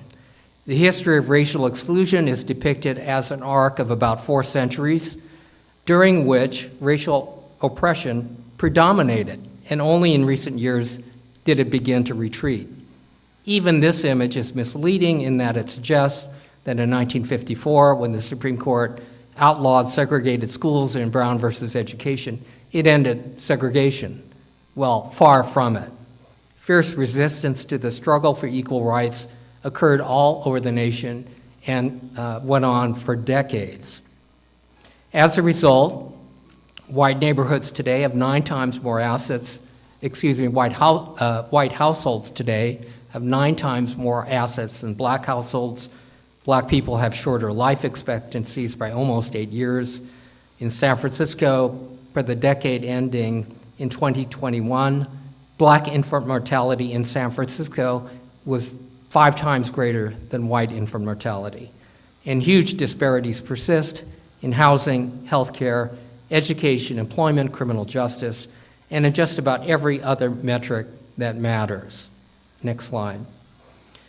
As Kim and Mary had pointed out, and as everybody knows, on May 25th, 2020, George Floyd was murdered by Minneapolis police officer Derek Chauvin, triggering the largest protests in U.S. history, calling for a racial reckoning. Next slide. 4 months later, the state of California approved Shirley Weber's AB 3121, which Michael summarized, creating the task force to study and develop reparations proposals. The task force had 3 goals. 1, to document the harm over the last 400 years. 2, to recommend ways to educate the public of our findings. And 3, to develop reparations proposals. Next slide. So the 9-member task force was created, 5 members appointed by the governor, and 4 members appointed by the legislature. Next slide. On June 29, 2023, after 2 years of work, 27 days of hearing, and 48 hours of testimony from expert and lay witnesses, we presented a groundbreaking 1,100-page final report, drawing a through line from 246 years of enslavement, another 100 years or so of Jim Crow exclusion, and decades more of continuing discrimination, resulting in today's outcomes, for which we made over 115 recommendations for repair. Next slide. So on January 31 of 2024, 12 legislators of the California Black Caucus introduced 19 reparative bills in education, civil rights, criminal justice reform, healthcare, and business. Some never made it to a floor vote. A couple were vetoed, including providing relief for eminent domain unjust takings of property that I just discussed. But 8 were actually signed into law, including the strengthening of civil rights laws, requiring implicit bias training for medical providers, an apology by the state of California, and a set-aside of $12 million to further reparations in the budget. Of course, this, I'd call it reparations light, very modest. 2024 was a very challenging budget year for California, in which a deficit of $41 billion had to be closed. But nevertheless, shows there's at least a beginning of this process that has been ignored for so long. Next slide. In February of 2025, the Black Caucus introduced 15 bills, including formation of a bureau to determine eligibility for benefits or reparative remedies, should this legislature ever pass them, loan assistance for descendants of American chattel slavery, and a process to identify victims of racially motivated takings of property. These bills right now are making their way through the legislative process. Advocates view this as a first step in an approach spanning years in good economies and bad to address harm literally centuries in the making. Thanks to Mary and Kim, they've produced template letters that if you feel so moved, your churches and your congregants can sign on to, which have some deadlines coming up fast, but all these letters of support matters, especially now with these bills being considered in the legislative committees. Next slide. But the backlash has been swift. Right-wing pundits immediately condemned, ridiculed, and were dismissive of reparations. Next slide. But as we remember, the image of Confederate flag-toting insurrectionists smashing their way into the Capitol, longing for a racialized social order that really should have ended with the Civil War.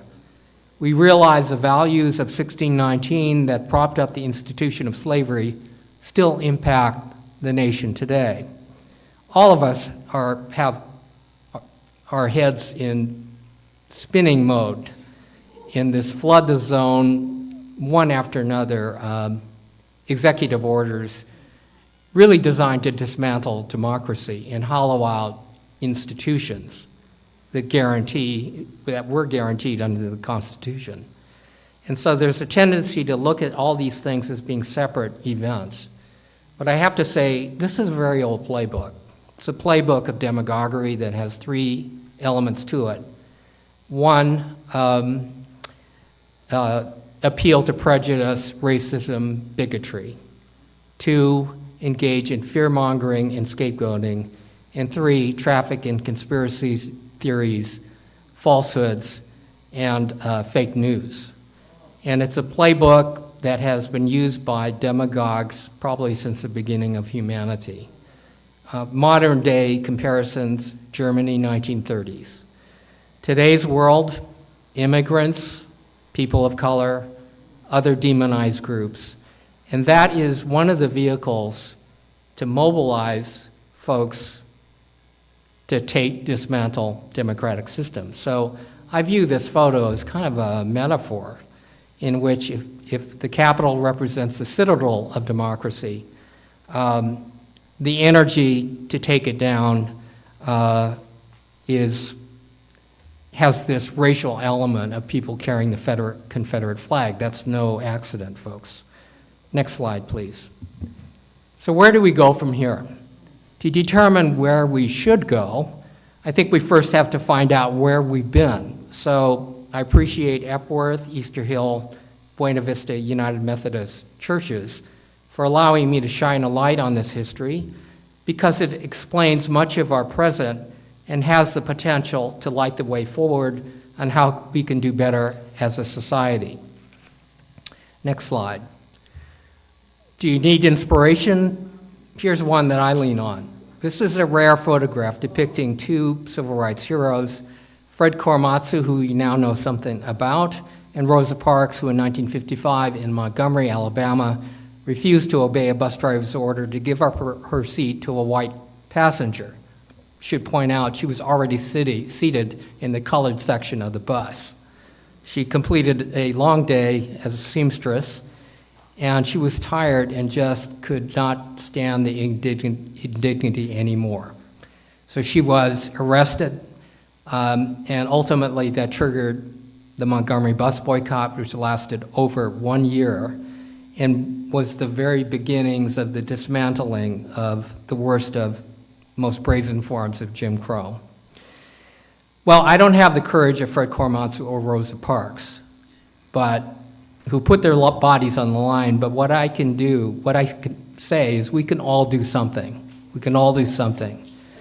So I hope to share some ideas during the Q&A and urge all of us to recognize, I think we're approaching a moment in modern American history which really calls upon us to do everything we can in big and small ways to not only shine a light on what's going on, but to become active. And I think churches historically have played a role in that, and we can too.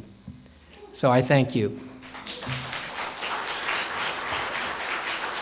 Did you want to have a Q&A, or is that something? Do we have time for questions? Okay.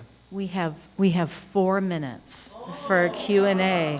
So if you have a burning question, I would invite you to come up to this microphone, or I can bring a handheld microphone to you in your pew. Thank you, Don. Sorry for running a bit long.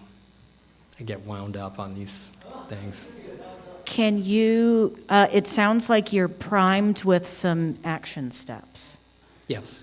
Can we hear about 1 or 2? Yes. So currently there are 15 bills. The coalition that I'm a part of, the Alliance for Reparations, Reconciliation, and Truth, supports all of the bills the California Legislature Black Caucus is proposing. But there are 3 or 4 that in particular we are pushing. And we have people in Sacramento meeting with legislators. I spoke last month in the Capitol on some of them. One has to do with the creation of a bureau to begin the process of coming up with the methodology to determine eligibility of descendants of American chattel slavery to be eligible, and then also to come up with alternative criteria for those who are unable to prove descendancy, wherein, for example, records have been lost or they never existed, or foster children.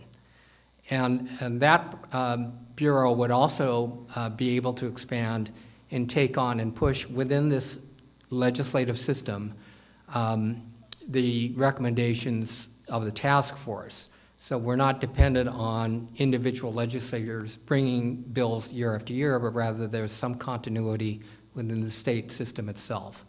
So that is Senate Bill 518. There's another bill that we're supporting that would provide for assistance, similar to what Epworth has been doing to provide mortgage assistance to descendants of American chattel slavery. There's another bill that has to do with appointing California State Sacramento to do research in connection with this determination of eligibility and lineage. And there are others. So kindly, what has been provided is templates, letters, that both churches and individual members can sign on to. There's one other thing I want to mention. The California Legislative Caucus is proposing a public education grant fund similar to a fund that has been in existence for the past 12 years called the California Civil Liberties Public Education Public Education Program to educate people about what happened to Japanese Americans. Over the past 12 years, it's granted $9 million to playwrights, to authors, to website developers, to curriculum developers, for speakers, for programs, for most of the stuff that has caused people to be aware of what happened to Japanese Americans. We think that there should be a comparable program for Black Americans, and especially tell the story of the legacy of enslavement and its lingering effects. So that is being proposed by the California Legislative Black Caucus as one of the things that where the 12 million, or some of that 12 million, might be deployed. We're also asking for letters of support for that. So things are moving forward.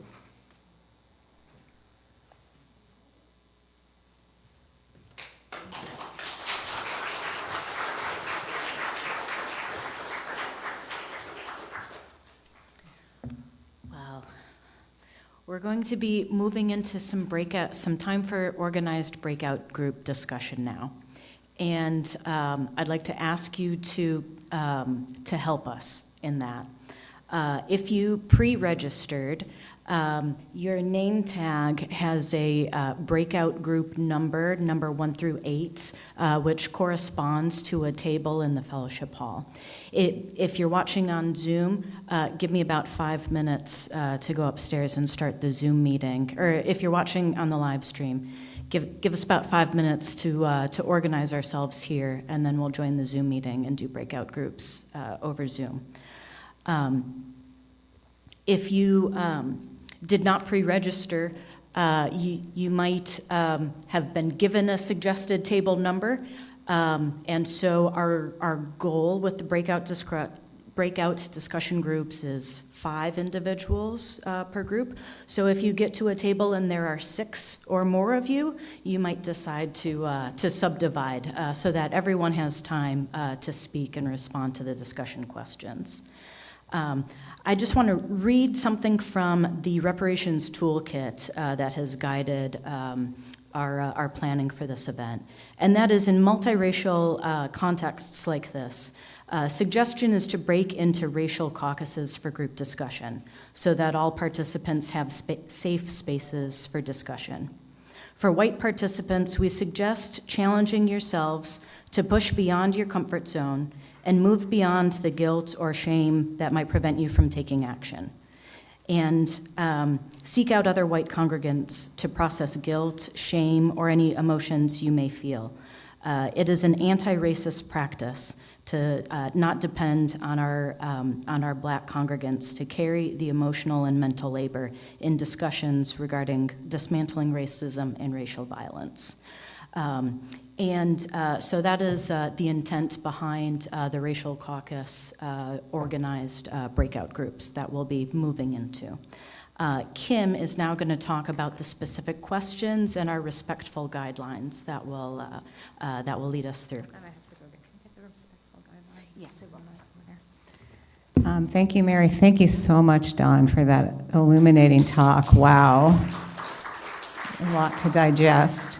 And I want to reiterate, there's that red tablecloth table just at the front here that has all of those template letters and so forth. There may not be enough for everybody. After, probably tomorrow, we'll be sending digitally all that information, because, I mean, this legislative recommendations were hot off the press. They came in yesterday. So we'll be sending you those things digitally so you can get those letters. I think the letters need to be written by Tuesday, and then any phone calls need to happen by next Friday. So you're aware of that. So we're going to start the breakout groups about 11:30, so you'll have a few minutes for a break. We do encourage everybody to contribute. If you tend to be a person who speaks often, make sure that everybody around you gets a chance to speak. If you're somebody that tends to hold back, we want to encourage you to be brave and push yourself a little bit. There's going to be a facilitator for each group, and we're so grateful for all the facilitators who volunteered. Each group should have a timekeeper and a note taker and somebody who's going to present. We're going to come back here in the sanctuary hall after the breakout groups and then we get to hear what went on in the smaller groups. So somebody can take notes and be the person that decide who's going to actually present that. So we'll have a few minutes back here to present all of those discussions. And the respectful guidelines we're going to use were, I heard about them through Pastor Dale. Thank you for that. And it spells out the word respect. So you want to take responsibility for what you say and feel without blaming others. You want to use empathic listening, be sensitive to differences in communication styles, ponder what you hear and feel before you speak, examine your own assumptions and perceptions, keep confidentiality, and trust ambiguity, because we're not here to debate who is right or wrong. Try to stay in the gray. And the guidelines will be on each table so that you can refer to them if you need to. So have a little break, and we'll start them about 11:30. Thank you.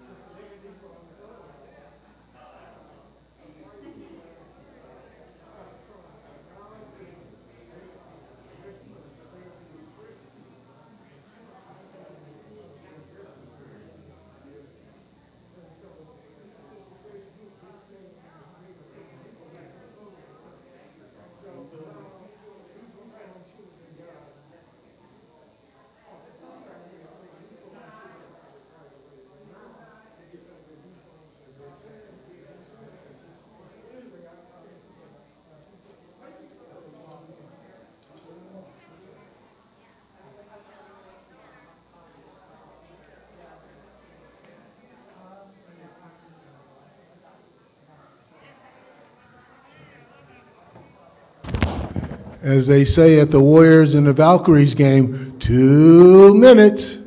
2 minutes to get to your small group. Thank you.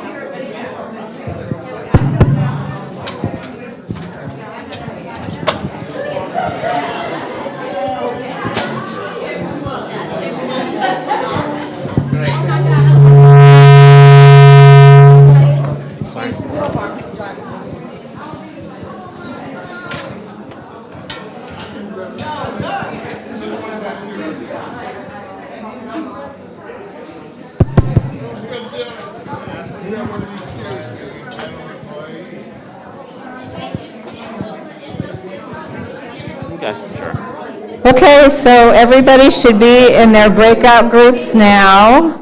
And there are 3 discussion questions that we're going to try to cover in the next 30 minutes. So hopefully everybody has found their way to their group. All right. Have a good conversation. I am not your facilitator. Do you know who is? Becky, you are. No, I'm not. Actually, I don't know who is. But you were going to be a facilitator, weren't you? Well, if somebody didn't show up. Yeah. We need you, Becky. All right.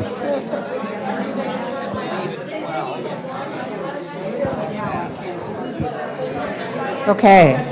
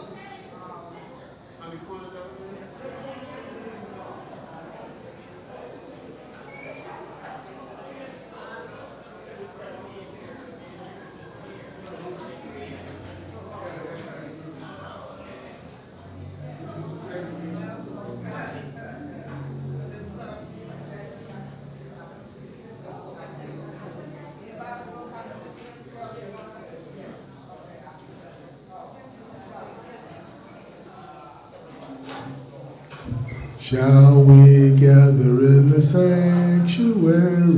Shall we gather in the sanctuary?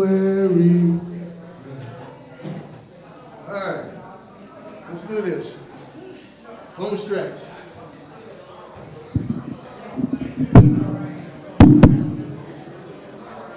All right, going well.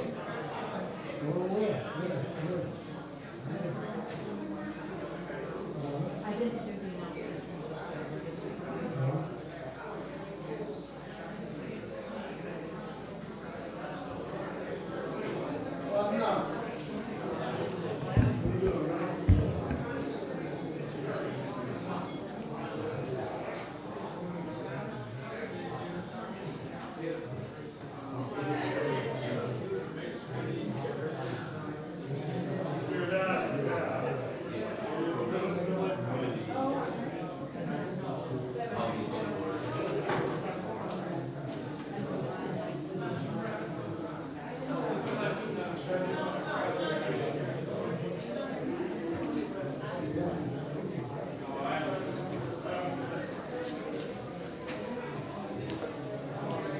Welcome back, everyone. Welcome back. The Zoom participants had robust breakout group conversation, and those folks are finding their way back to the live stream. And am I on the live stream, Zach? I'm on camera, so I'll take off my mask so you can hear me better. And as it sounds like there is still robust breakout conversation in the fellowship hall coming on back in. But they'll just miss some of this report back, unfortunately. So we're now going to hear back from either a facilitator or the designee from each breakout group. I think, did we have a time limit set aside, Kim? We'll come up here and we'll do some like Oscar music send off if you get a little long-winded. But if there was 9 breakout groups, maybe let's try for 3 minutes per group of report back. And the first person who's going to be reporting back is coming to us from Zoom. The Asian American break discussion group on Zoom included Watanak and some others, and Amelia Chua is here with us on the live stream, and she's gonna share with you now. Are you ready to hear from the great group on Zoom? Yes. All right, let's give it up to Amelia Chua. Amelia, you're on.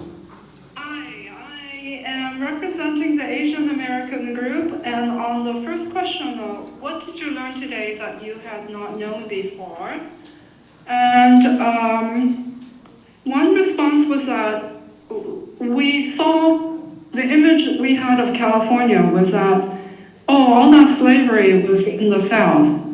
And so we're rather surprised at how much the institution of slavery was so readily accepted in California.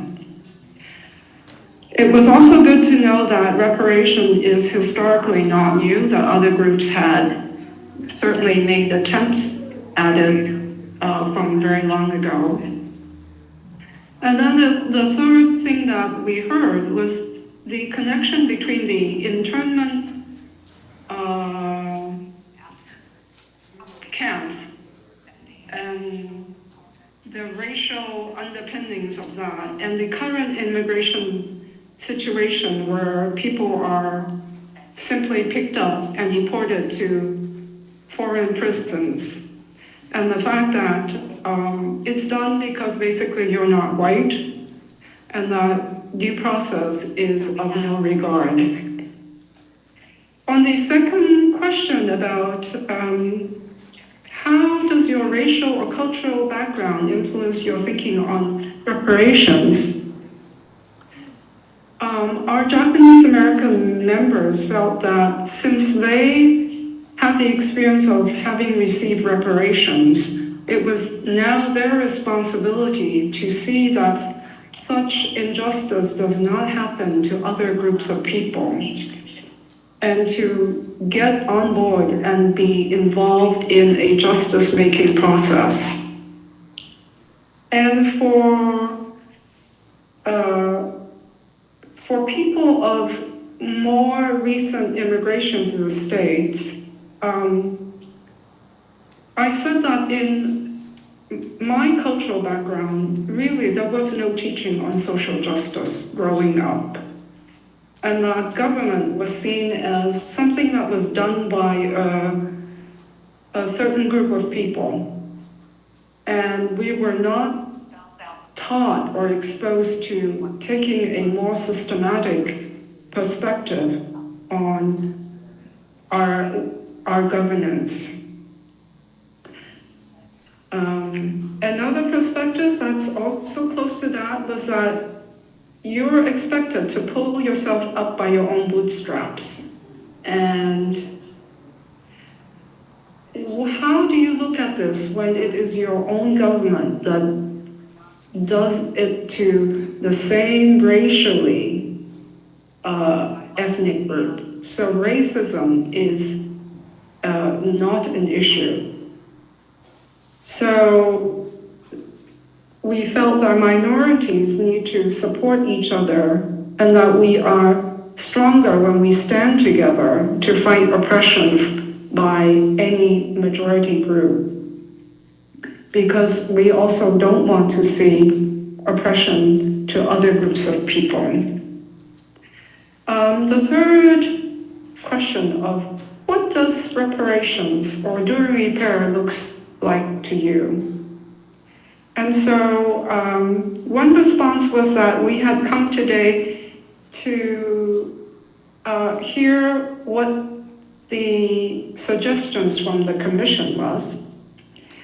And we are not quite sure what reparations would look like. And we grapple with, things such as, does it go to descendants of slaves or to all African Americans who have suffered oppression in this country? And to raise the question, where does money in the United States go? And there was another comment also that reparations is not just about money, but it is fighting for the opportunity to shape the future culture of the United States. Because we are seeing that we're just shocked at how quickly DEI programs are shut down, and also really shocked by the voluntary compliance by major corporations. Thank you so much, Amelia. I think you did a very good job. Thank you.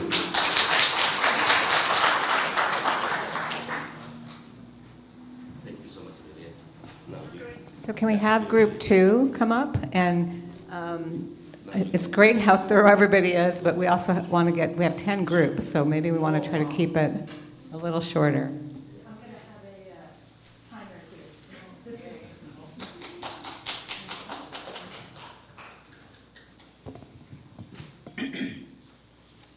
All right, so on the first question, what did we learn? For me, I said the correlation between Japanese and the blacks as far as going through racism. Even though one group did receive something, they're still both going through something all the way to the end and to the next generations and so forth. We didn't know about 8 bills that have passed or did not pass. What happened to 8 bills passed, what happened to the rest of the bills?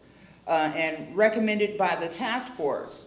We knew of the bills that were spoken of, but what about the other ones, Also being reminded of redlining and colored only and whites only. I was telling my group that not too far in Richmond, there are these 2 separators. They used back in the days to say that white people are on this side and the black people are on this side that are still here in Richmond. Not aware of level of discrimination against Japanese. On the second question, how does being black influence how we look at reparations? The more we learn about reparations, the more we learn how harm can be repaired. We also don't see changes happening in the current administration, I'm not going to say his name, with the DEI being dismantled, more protests to gain perspective and gathering information, education and educating regarding black history. Again, we said education is the key to wealth, preparing people in high school. That probably really needs to be in kindergarten. 3, what does reparations mean to you? Struggle to get there. We need to make people aware of what the struggle was. Young people don't believe in their history or even know what their history is. No opportunity to learn. And definitely redefining 40 acres and a mule. Getting rid of red line, high interest rates and unequalized educational resources. The pastor mentioned that reparations, which I never thought of because I couldn't imagine how do you figure out a cost, amount, is that it could be that some black Americans children receive scholarships or other educational resources, free tuition, and lower prices in healthcare was another thing which she mentioned, so that's what we said.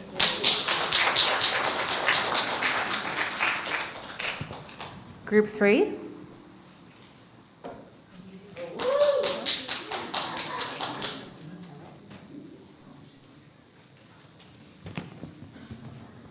Okay. Our group was also an Asian focus, and on the first question, I think people really appreciated the connection that Don made of his family in the San Francisco Japantown, also being next to the Fillmore district, which is African American neighborhood, and how they both went through the same trauma of urban renewal and having their assets and their hopes and dreams torn down. So also the history of 400 years, I think, impacted many of us, especially those who are immigrants who didn't have that understanding of that 400 years. And also what the Japanese experienced in the camps, such as Tanforan. We also had one Caucasian member in our group who expressed his desire not to be in just white circles, which in counties like Marin, there is still so much segregation going on, and wanting to learn about and embrace other cultures really as an opportunity. The idea of the magnitude of harm really has to be dealt with, and an apology is not enough. That it has to be coupled with something real, is what one person expressed. If someone apologizes for taking your pen but doesn't give it back, so the same analogy should happen to property. And how can people be made whole?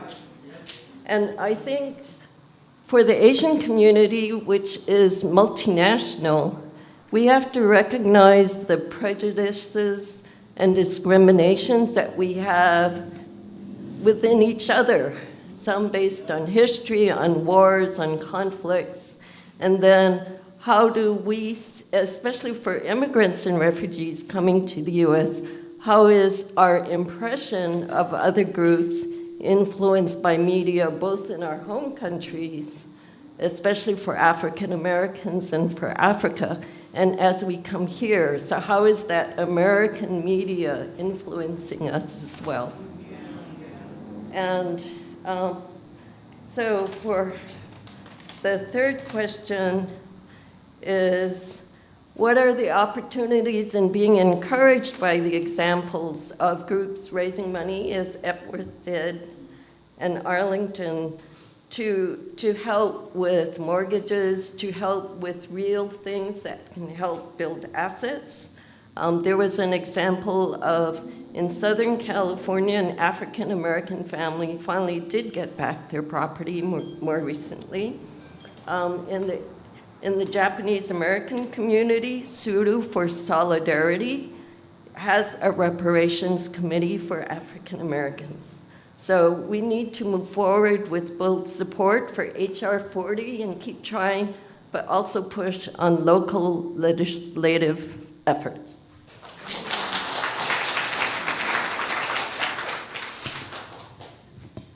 I've got group 4.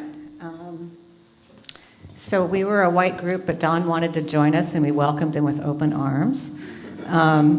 So in terms of things we learned about the California history, about the way that they participated, didn't know there was evidence of no wrongdoing against the Japanese Americans during World War II, learning how the cycle is connected between all of these things. More about the history of the 40 acres and a mule, and that all the promises can go away. One of our members remembers paying a poll tax in 1961 of $3 in Texas. And also the magnitude of eminent domain, like just how massive that was. In terms of our cultural backgrounds, the white members talked about kind of experiences of awakening around racism and how that has kind of affected their outlook. And in terms of what repair looks like, black and white homeownership parity, Don pointed out that California is 6% African American and nationwide 14%, so it's going to take all of us working together to get repair done. And the UN principles are really important guiding in that, especially compensation and guarantee of non-repetition.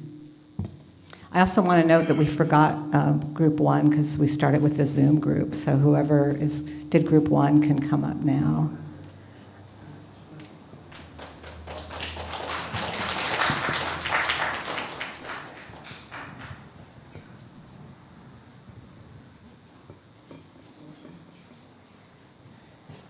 Hi, our group 1 was all African Americans.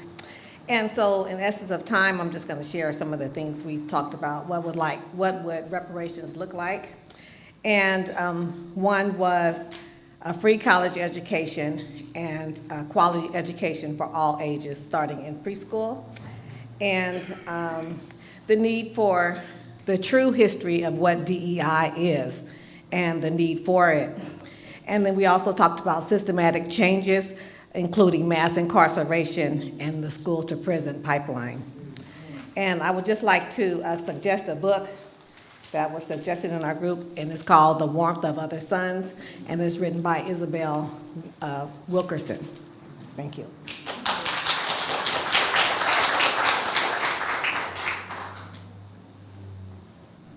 Group 5.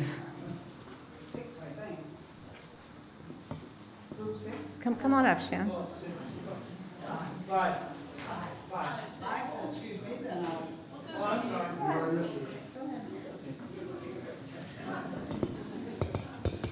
Maybe I need a math lesson. We were a small group of 3 people, white. And in the first question, I'll try to summarize here briefly, but about what did we learn, I think one of the most powerful things, it was like, well, we knew a lot of that, but we didn't know the depth of it.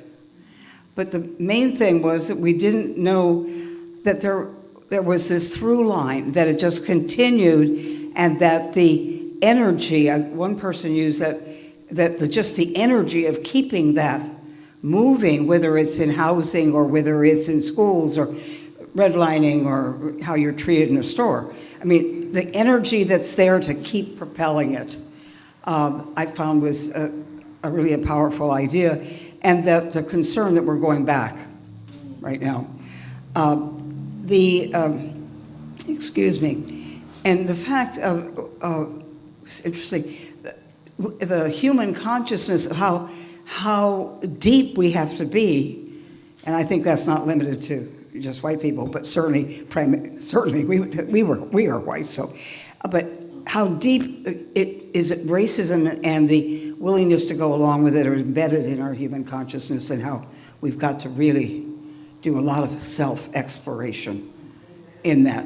In the second question, how does our racial cultural background, I would say the main point that came up was that we have to be challenged to actually do things to raise our consciousness, that we can walk through life.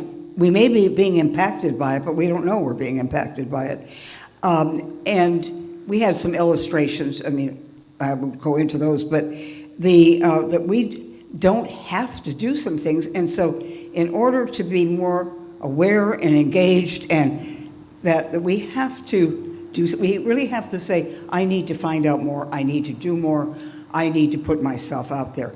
My kids who are multiracial, they don't have to, it happens to them. So I mean, it's a different thing, but for me, and so anyway, I found that to be very helpful, and that we're not aware of what we've lost. I mean, we may be aware that, oh, this happens to black people, or this happens there, or the reparations, or the internment, and so on, but that unless we're intentional, we aren't aware of what we've lost. And that's not being a victim, it's saying, what have we lost? What kind of society are we living in? And what values are we getting?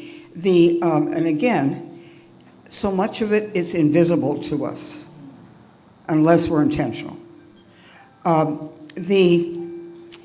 the last question of what is reparation and repair, I'd say that the predominant discussion was that instead of focusing, although we had some illustrations of it, focusing on individual, it's like structuring access to the resources of our society. Is that education? Is it this or that? It's not so much saying you'll get this kind of money, you'll get that kind of money, although that may be part of it, but that it is having access to the assets of our society. In other words, structural. And again, that's something all through the answers to our questions that we could say as white people, we can ignore that structure because it's and this is my comment, I don't think, that we have access to it many times. So, yeah, so that's basically the thing. Okay, number 5. I think she was 6.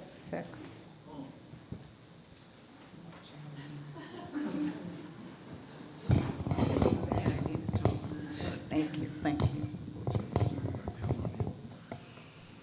Okay, we spent more time on question 1 because there were a lot of things that were new to a lot of us. So basically, hearing from a family member who had gone through the internment camps, that really helped us, to hear somebody's story that we hadn't. Trevor's video was a big deal, the way he expresses things. The Reconstruction being stopped by the president after Lincoln was shot. California, none of us knew that the slaves had been brought, people had brought their slaves to California, and that we had our own battles here. The massive cover-up of the Japanese internment, that, we were kept in the dark, and then, and even my Japanese friends have had trouble talking about it till just recently. I think it's coming out more, and they're more comfortable talking about it. But they kept it quiet when we were growing up. Let's see, what else? Tying together of history, somebody mentioned that. Hearing the thread of perpetuating the problems. redlining in San Francisco especially, although it was in every community. There's a great comedian, by the way, if you ever get to hear him. Grew up in, I think, San Leandro. And then the second question, the background. Some of us have Republican backgrounds in our family. So there's been a lot of work we've had to do. But I mean, it also has given us the bigger picture of what's going on, too. And the concept of pulling yourself up by your bootstraps, that was brought up in our group as well. If you just work hard, you can get anywhere, no matter who you are. And no attention given to the different upbringings. The fair housing law, I don't know what I said. Oh, and the idea of scholarships. How did people get scholarships? And which people were left out of scholarships? Okay. I'm probably skipping a lot of stuff, but you know.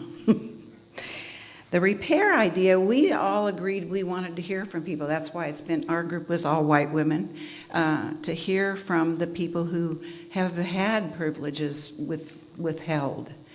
And that was really helpful hearing from the black groups especially, that what their ideas of what repair would look like.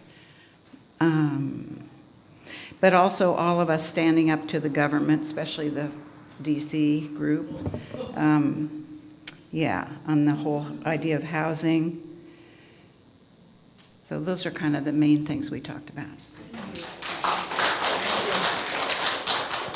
And number 7? Our group was multi-ethnic, multicultural groups. At our table, we had most of us, some kind of mixed background, European American or white, Chinese, South Asian, Latina, Spanish, Mexican, African American. And so we spent quite a bit of time sharing our stories, and some very complex.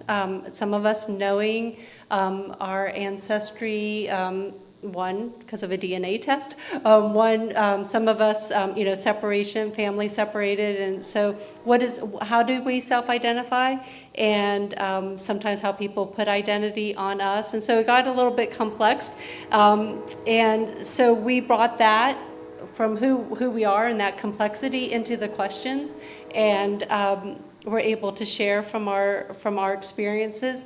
Some shared may or may not have experienced harm directly, and if you have a mixed background, sometimes you could say, I could experience privilege in this setting, and in this other setting, not so much, and what that meant. And then it was also interesting that within our group, some of us are also in mixed relationships, so we have children who have a mixed background, and how does that impact us when we're thinking about the future?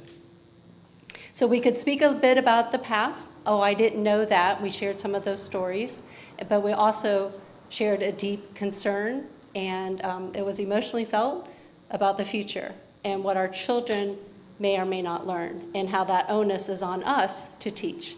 And then to support the legislation. And we are so grateful, most of all, that we could take action, and for the great work of the Reparations Task Force group and the report. So equity and equality and education were our main topics. Thank you. And number 8?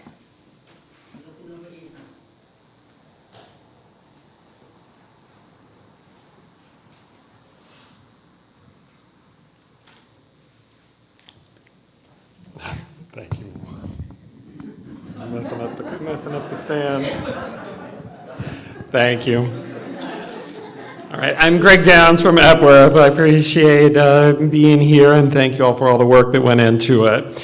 I'll do my best summing up, and if I miss something, holler at me from one of the group members, and we'll get it fixed. So then our group included a facilitator plus 5 others, predominantly but not exclusively white. On number one, some of these things have been covered before, but the things people talked about learning the most about, the parallelism between Japanese American and African American cases, the success of Japanese American movement, the court case on the retrial was something that a number of people mentioned. And then a number of people mentioned also the things they learned about California history that have been amplified by other groups, which for some of the Californians in the group was, a revelation or reminded them of when they had that revelation. On the second, cultural background, there were some, variety in answers. Some of which from the Californians, talked about specifically the sort of fall of innocence or the sort of sense that they grew up believing in a kind of California innocence. And then for one member talking about the experience of receiving and feeling these things coming, these impacts of racism coming at them, and of thinking about how to convey that to their children and then, children that their children work with. As well as some other varieties. What reparations looks like to you, a number of different things surfaced where there was talk both about the Home Builders Fund, something that was brand new to me, individual development accounts as a way that allows a somewhat similar mechanism, but that reaches beyond home ownership, into utilization from other areas. The Wealth Builders Fund is what I should have said at the minute. How to focus on resisting the dismantling of DEI in this moment, and how to, but also how to think about how to, learn how to walk in a reparations way as a way of building toward future successes. A fair amount of interest in talking about the cultural work of reparations. Apologies were already mentioned, and also the idea of dismantling the myths that allow it to be sustained. Even several people mentioned prisons as an area of interest, along with wealth, but a lot of discussion about how to build something that is responsive to the communities impacted, that's responsive and targeted to the specific impacts, and that can really be sustained in the face of what I think we all know will be backlash and opposition and backlash even if after success, and how to sustain it over those fronts. How'd I do? Anything I missed that anybody wants to chime in? All right, thank you all.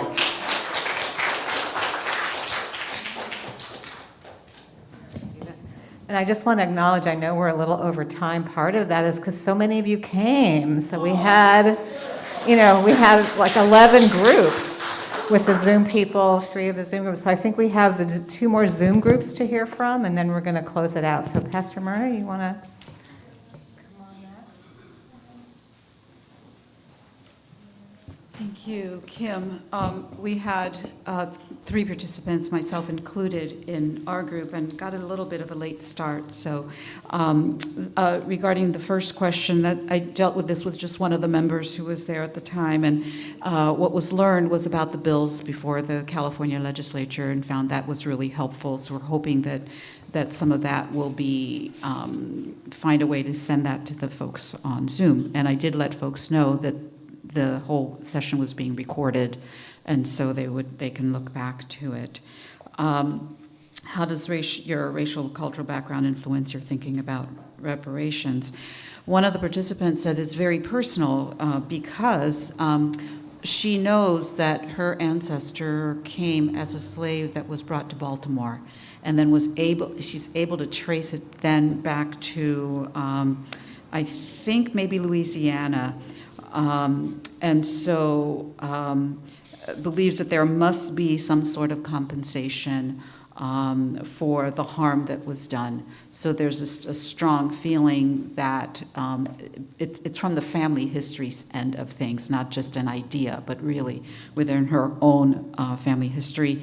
Another participant knew, this was an interesting piece of history, I don't know how this happened, is a descendant of sharecroppers, African American, who owned 400 acres in Arkansas, but other than was able to sell land to other black farmers. And so that was how land ownership is a part of her family's background, which is very different. Don't know how that happened, but it did make me remember that the map showed that both Arkansas and Louisiana have blocked those bills, those anti-DI education bills. I thought was very interesting, the connection there. Yeah, it's just that the idea of reparations is more than a notion, right?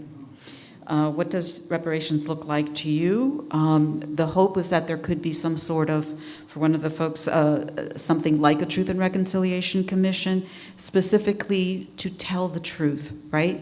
At least talk about it and acknowledge the harm that was done, and that education is a must. Perhaps taking a lesson from our Jewish siblings of never forget, as our young folks may forget the history of the African American experience historically in this country, and looking towards policy change that for a goal of equity, especially around education, financial access, and for me, I would add housing wealth, and which then can build generational wealth.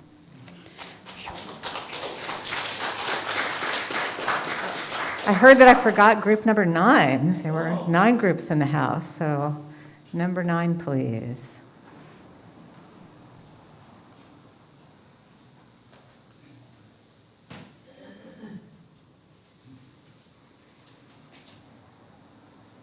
Hello, I'm Jacquette Alexander, group number 9, and we had a very good group. It was so engaging that I had to keep cutting people off. So that we can move on to the next question. But number 1 was I don't remember the questions, but the first question was that Rosa Park and Mr. Karamatu's picture was very important to us. And then we knew that half the members had grew up in the South with the grim Jim Crow experience. And the fact that the Rosa Parks picture reminded us that the movement was planned and it was ongoing now, and that we had to work hard still to make sure that it doesn't repeat itself. The movement shifted from Rosa Parks till today, and we still have to keep working hard. Number 2.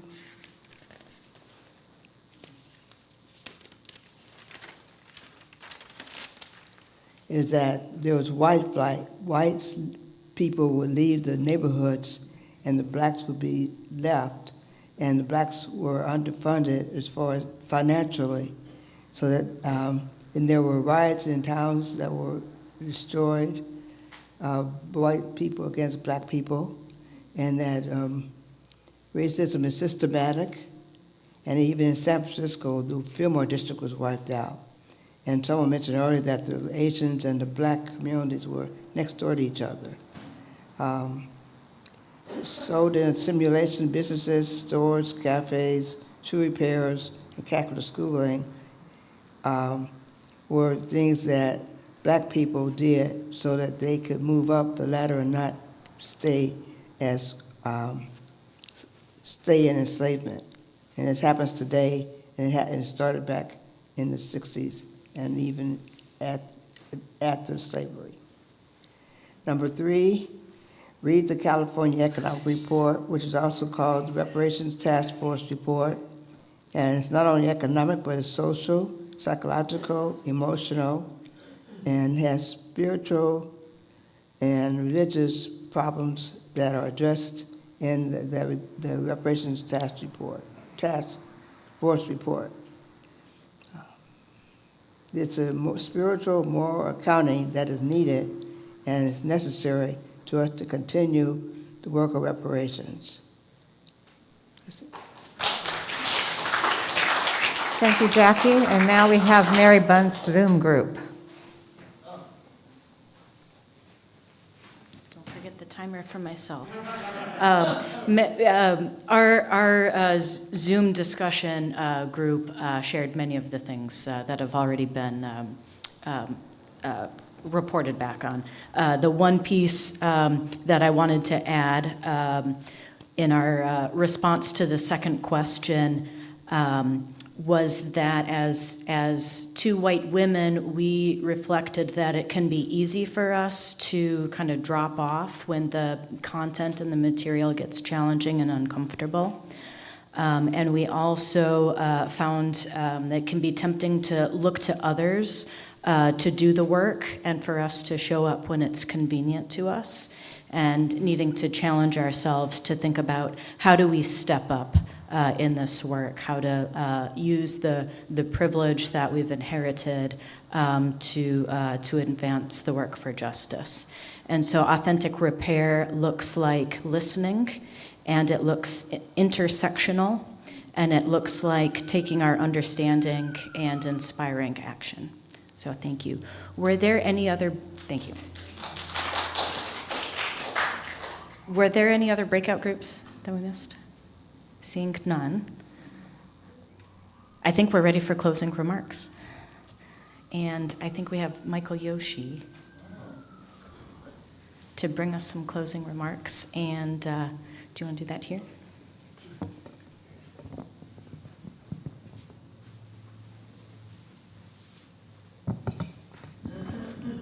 I've been asked by Kim and Mary to just share a quick closing thought, but then also kind of a charge going forward, because obviously when we gather together here in a place like this, we want to go forth with some ideas of what we're going to take back to our congregations.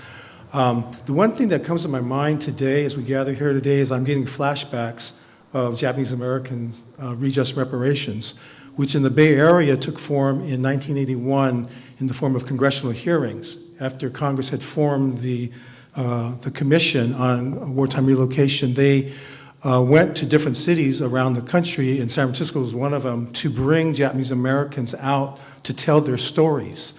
And I was not a clergy at that time, I was a layperson, but I was volunteering with the Bay Area effort with National Coalition of Readjust and Reparations, and my job was to go to churches and to recruit people and tell them about the hearings that were coming up and to ask them to come and tell their stories, particularly to the Japanese American congregations. Here in the Bay Area, that was Lake Park in Oakland, Buena Vista, Alameda, and Berkeley Methodist in Berkeley that were historically Japanese American congregations. But what I remember about that, going to talk to people, was this hesitation on the members' parts. As we talked about, redress is moving forward, there's a commission, and a lot of people were not so enthusiastic.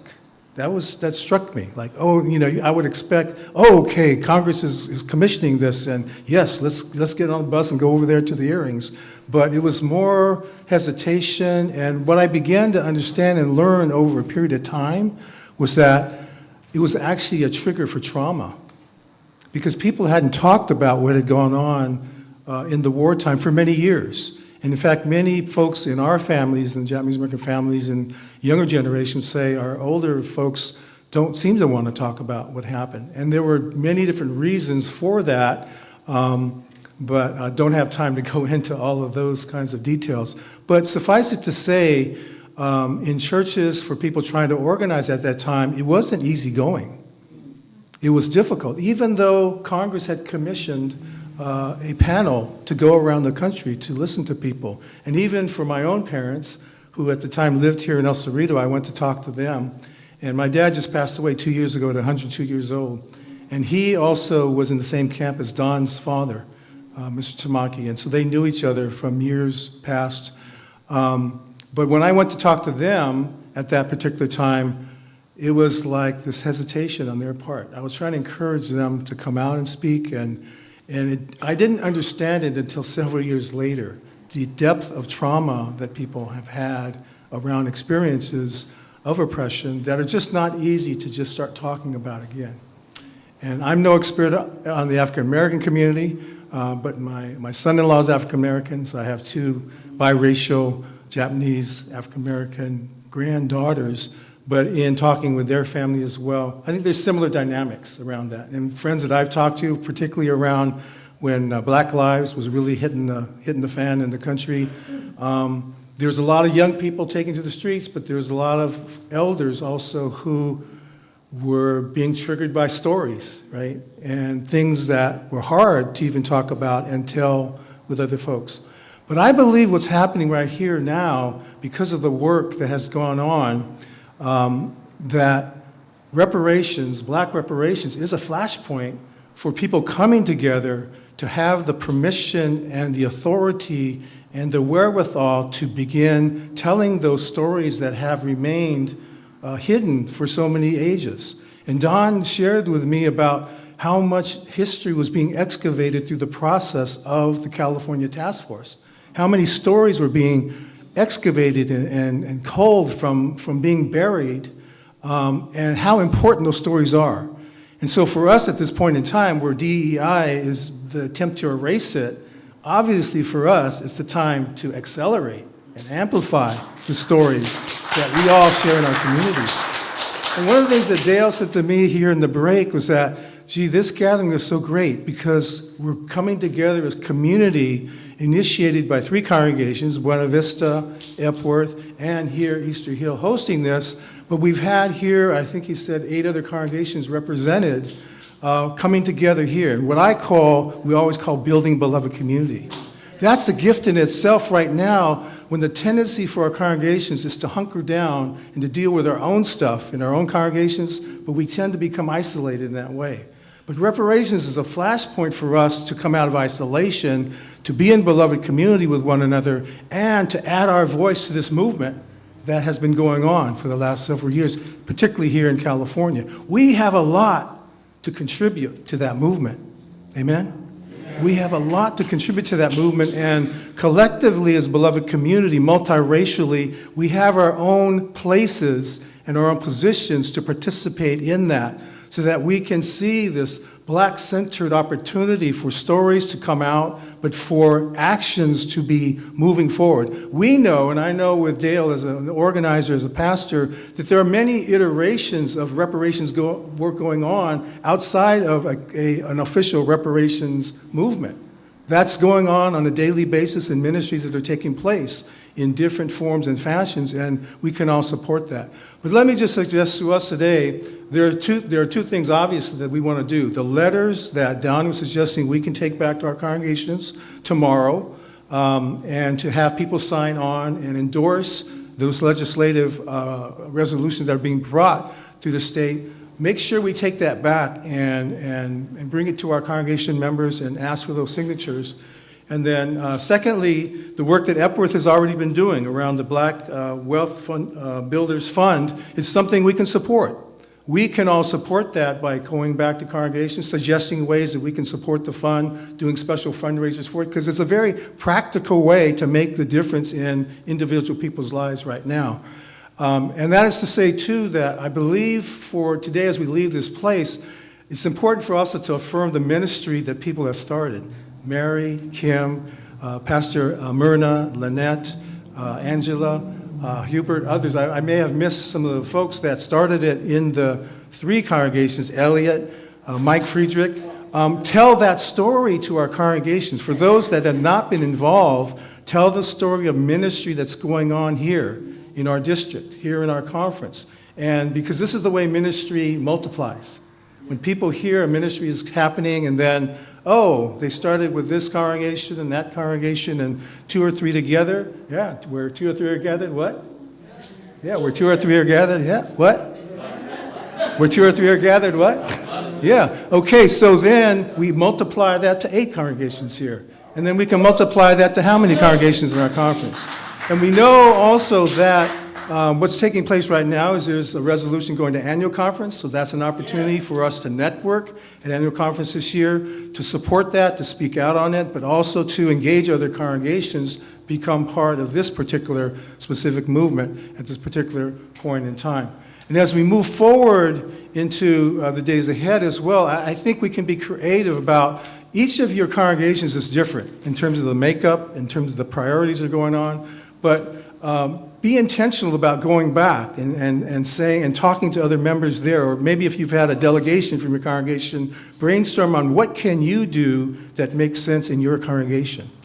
As we come from different contexts, it may be different ethnic contexts, what can you do to help forward those things? I'm going to suggest to Pastor Vatanak, let's take this to the Asian Caucus. Let's invite Don Tamaki and Michael Martin to come speak to the Asian Caucus.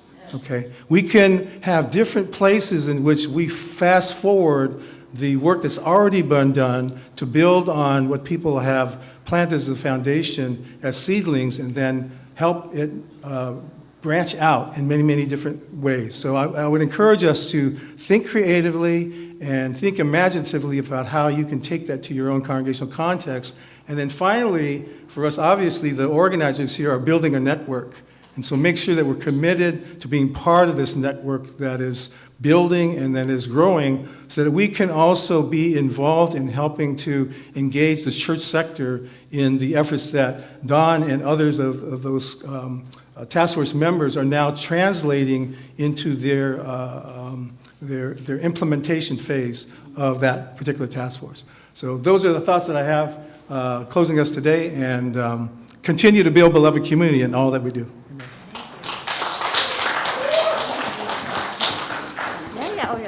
Just a real quick second, I just want to let everyone know that at annual conference there will be a table about reparations in the display room, and Pastor Watanak, where'd he go? And I are putting that together and trying to collect as many resources. I heard the mentioning of the warmth of other suns that Reverend Angela Brown is doing a book study on right now.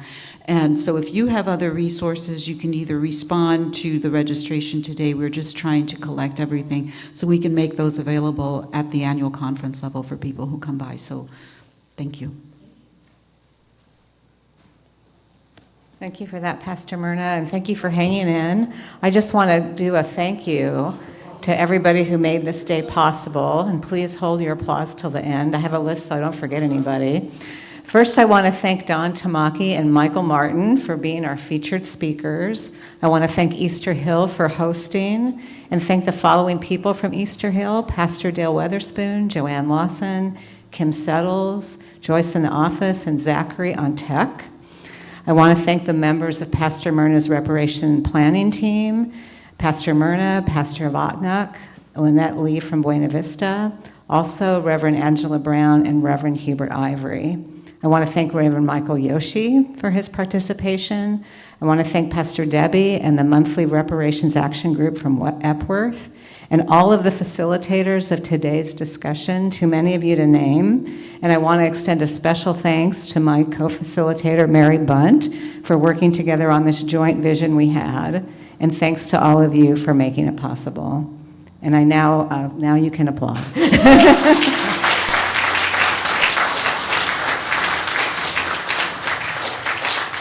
And I want to invite Pastor Vatnak to lead us in a closing prayer. Let's be in the attitude of prayer.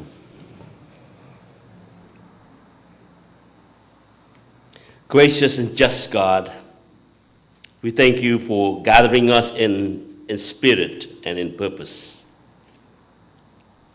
Thank you for the sacred space we share today, for the truth and challenge, the testimony that inspire, the hope that calls us to the holy work of repair. God of justice and mercy, you are the one who makes crooked path straight and restores what was lost. Help us hold fast to faith in the long journey of reparations, not as a burden, but as a blessing, not as guilt, but as grace unfolding. May the seeds planted today grow into the future rooted in equity, nurtured by your spirit and bearing the fruit of healing for generations. Lord, I pray that you will sustain the work that starts with Buena Vista, Epworth, Easter Hills in this work. Strengthen their leaders and congregation and let their faith be contagious, their witness bold, and their love unwavering. And we walk forward not alone, but with you, our restorer, our redeemer, and our rock. In the name of Jesus Christ, who makes all things new, we pray with gratitude and with hope. And everyone say, amen.